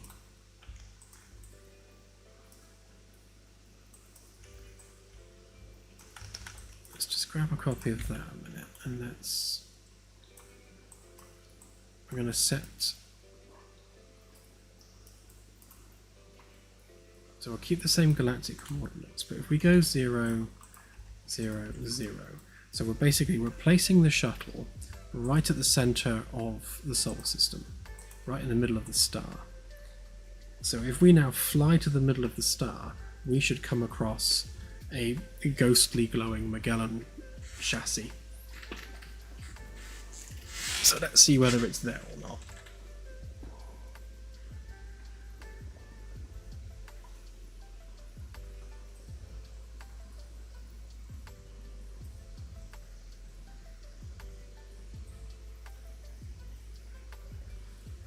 So it is correctly picked up its 000 location, so that's good. So it's definitely going where we put it. We just need to make sure that that is relative to the Magellan. Oh, look. Huh. Okay, so no, it's not where it should be.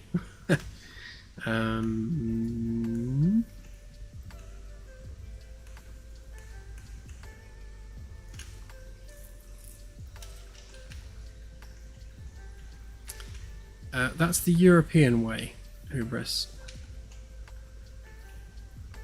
Ferdinand Magellan is how we pronounce it in the UK. It's pronounced Magellan in the US. and a few other countries. I don't know which country pronounces it which way, but it is pronounced differently depending on where you are in the world.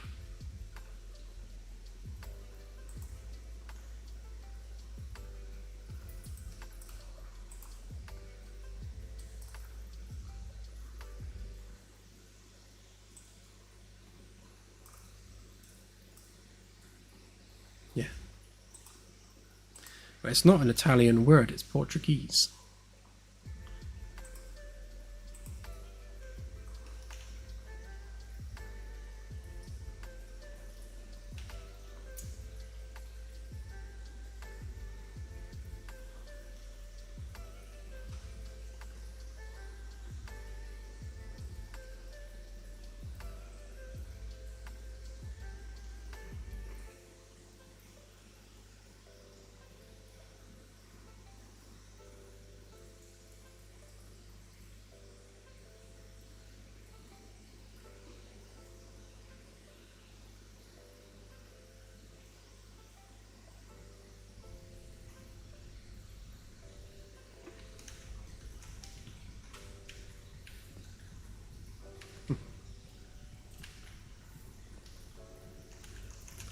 So that's interesting. It's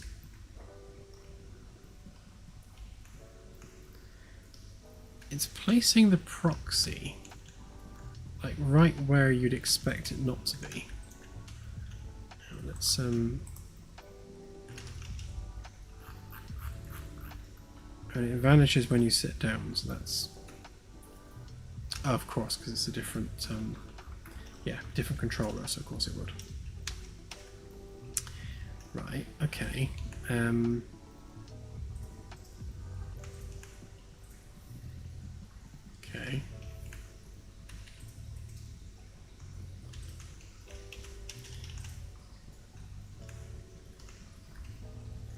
Yeah, this is the shuttle Caltech. You probably can't see it very well because of all the garbage going around it, but yeah.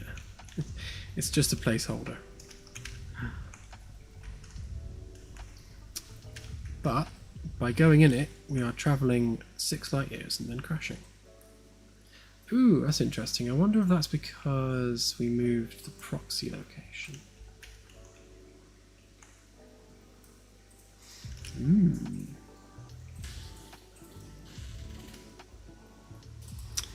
But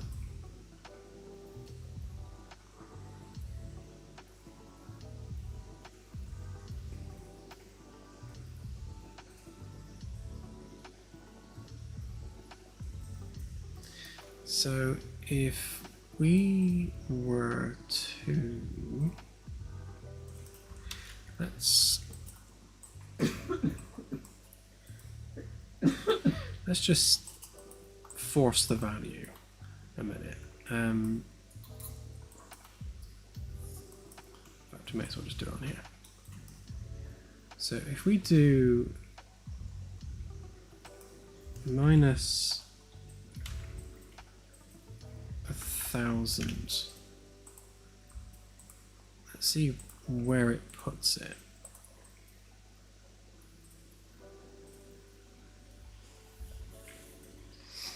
Because this is one of the most challenging bits with the galaxy system is it is kind of marrying all the different relative vectors, because you on the ship have one view of the galaxy which is different from the static view of the galaxy because the orientations are different. As soon as you rotate the ship, all the vectors are off, so reconciling all of that is always a fun challenge. So it looks like it's gone sort of diagonally down a bit.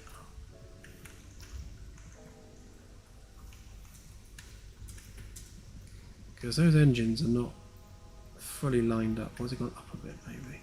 Hang on, let's have a look.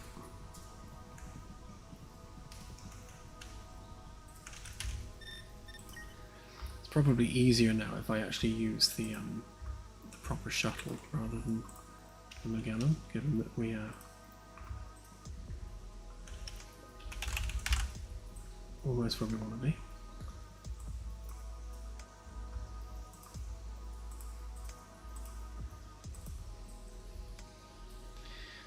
I'll call it a day shortly because we've just gone over the 4 hours, and I'm sure Claire wants to get to bed when she's finished her toffee apple. It's gonna be a while.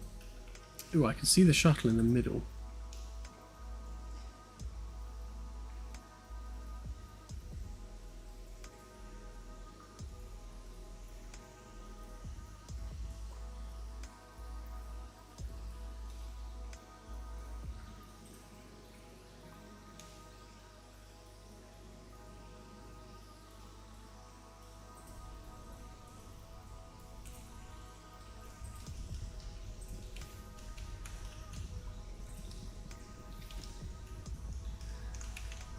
Okay, so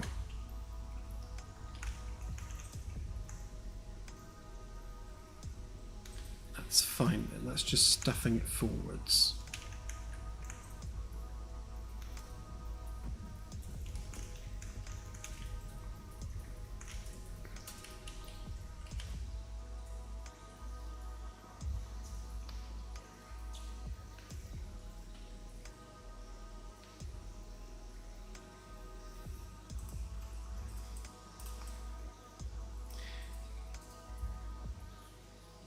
Okay, so this...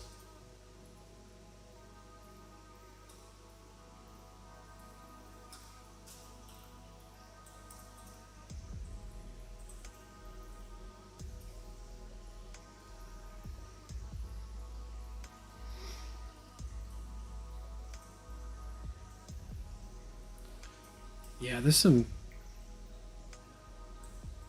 So the math here, I'm just going to work this out now. So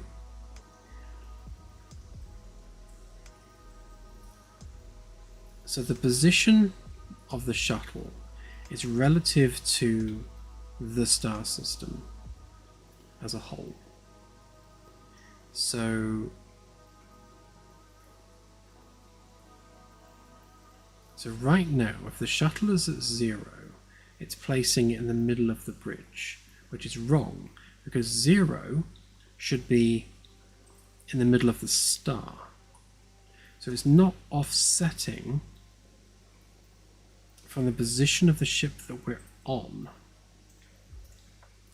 which means we need the ship that we're on. Did I do a copy of the thing I want? No, I didn't. Fine.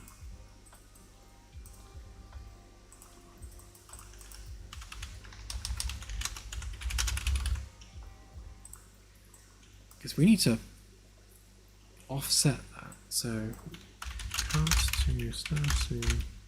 Oh no, I don't want game state, do we want player controller?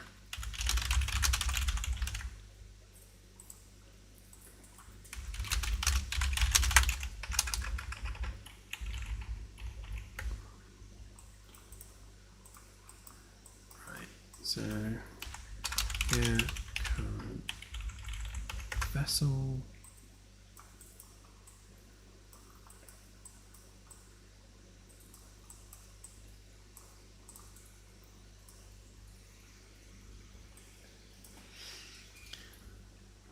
So, this, we collapse that.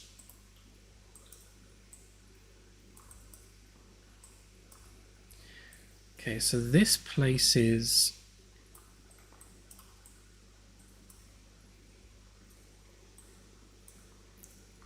this local position at the opposite of where the main ship is. Okay. Right, and then we need to offset the shuttle the opposite amount. So we need to set the relative location of the shuttle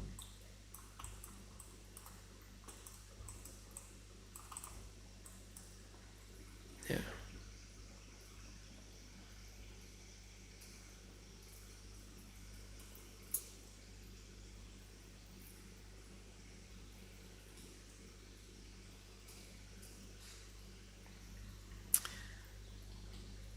Thank you.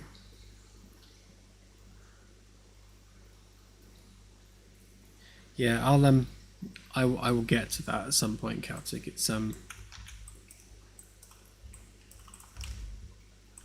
a lot of it is brain melting.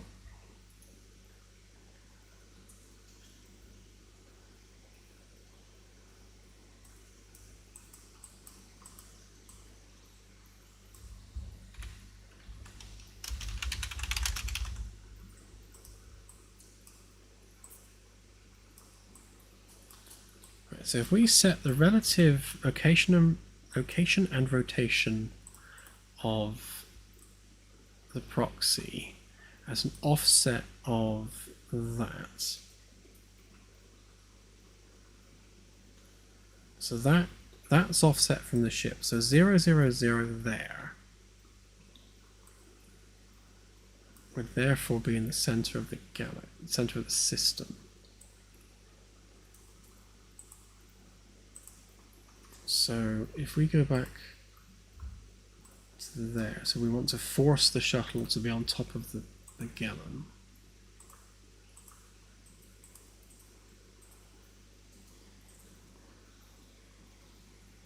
Ooh, which it is. Okay. I see the shuttle. This is good.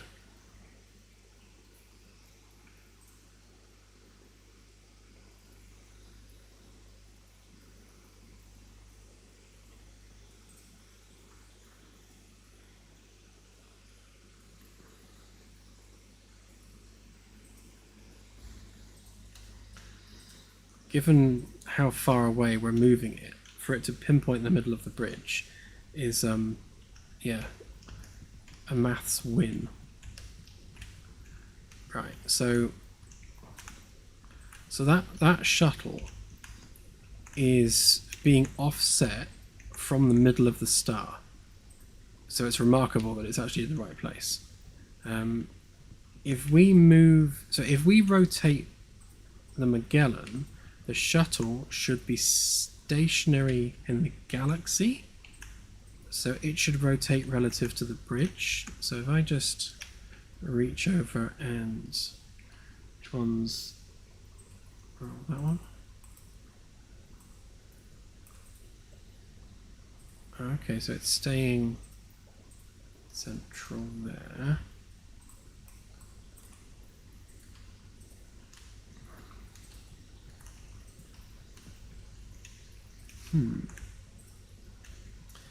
So it should have remained static. It shouldn't be tracking the location of the Magellan.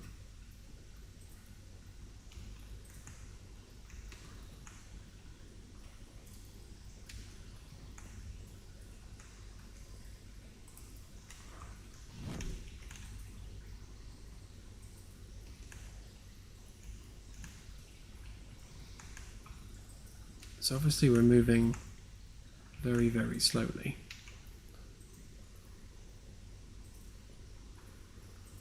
It's even 1% speed should make it like vanish off into the distance.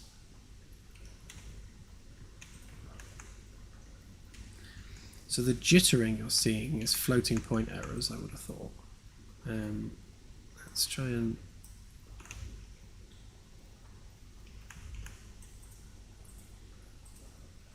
actually move at some tangible speed. Okay.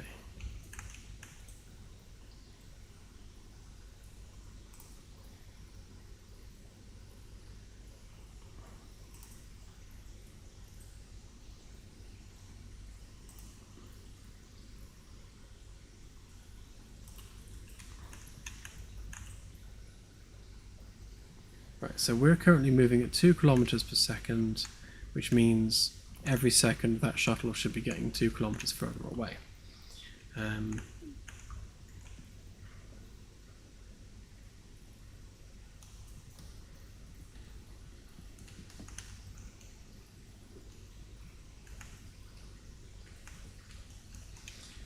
So it's...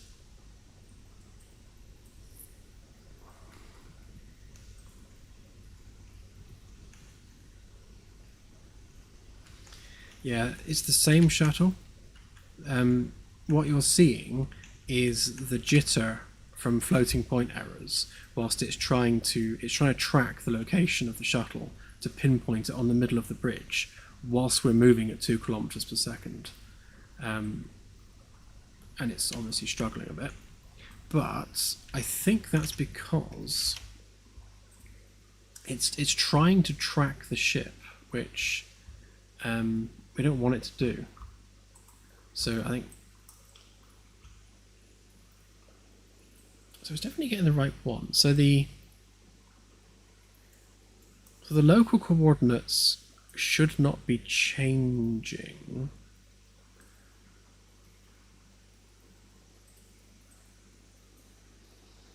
So we're moving the local position.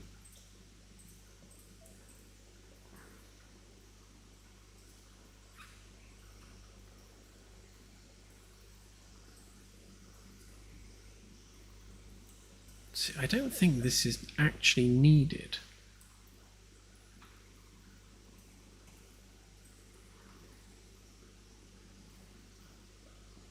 So actually,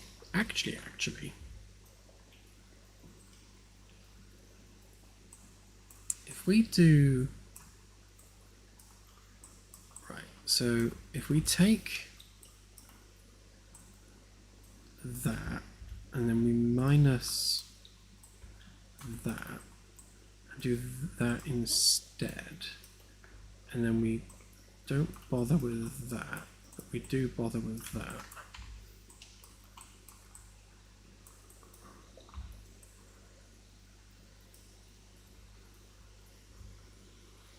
See, the rotation is potentially wrong as well, but let's give that a quick try.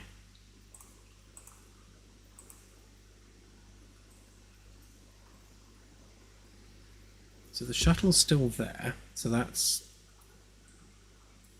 promising. But is it there for the wrong reason?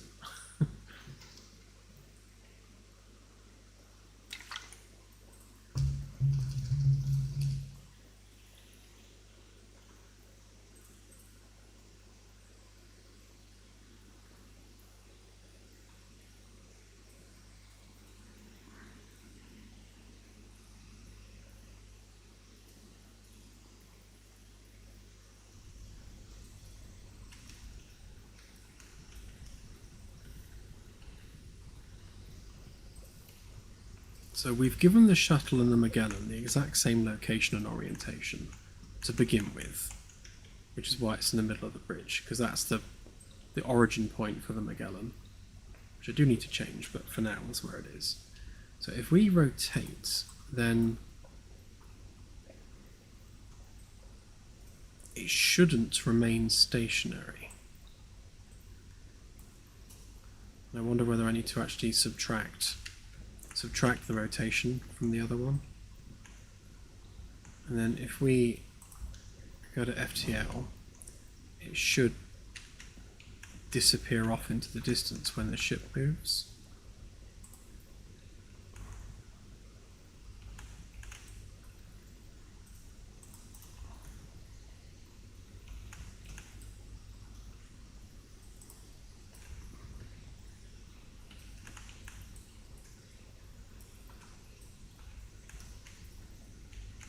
Okay, so we're moving fast.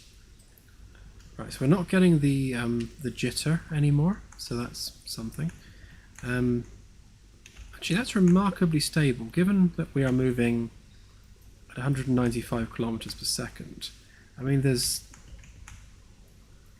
like no positional jitter at all. That's not bad.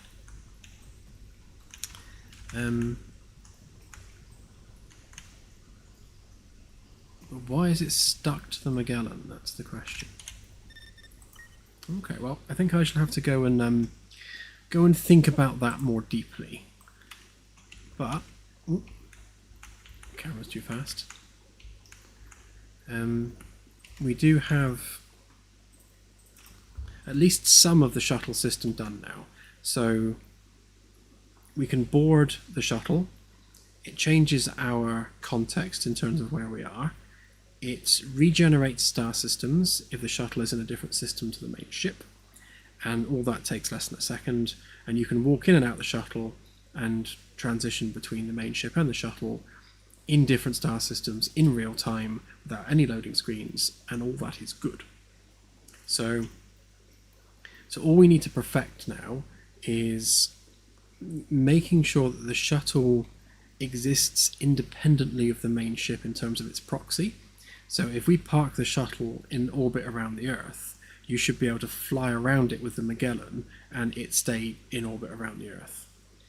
And conversely, we also need to have a proxy for the Magellan so that when you look out the shuttle door, you see a Magellan floating in space. And then the final piece of the puzzle, once we've got that done, is the ability to actually fly the ship, which, funnily enough, is the easy part because we've already done that. So yeah, it's just once we've got the proxies lined up, then we've practically got a shuttle system done and dusted, which is kind of cool. Thank you, Festus. Yeah, I turned off collisions, so it's definitely not a stuck thing. It's definitely a math thing. I just need to get the maths worked out right. But yeah, I think it's I think we've made quite a lot of progress on that, considering we've only been doing it for 4 hours. Well, 3 hours technically, because of all the modelling glitches at the beginning. So yeah, not bad at all. Yeah, and Claire got to eat her toffee apple, so she's happy. She's only eaten half of it as well. I didn't want it by the time I've opened it. Yeah. So much effort and just gave up. Okay, well, have a good one, everyone. I always get this wrong. Are we here on Sunday? Yes. We are. There will be a Sunday stream. Definitely, absolutely. So I shall see everyone on Sunday. Yeah, so have a good rest of the week, and I shall see you then. Might not be one next Wednesday, though, but we will let you know this week, which we didn't do last week. Oh, and it's competition on Wednesday, right? Sunday?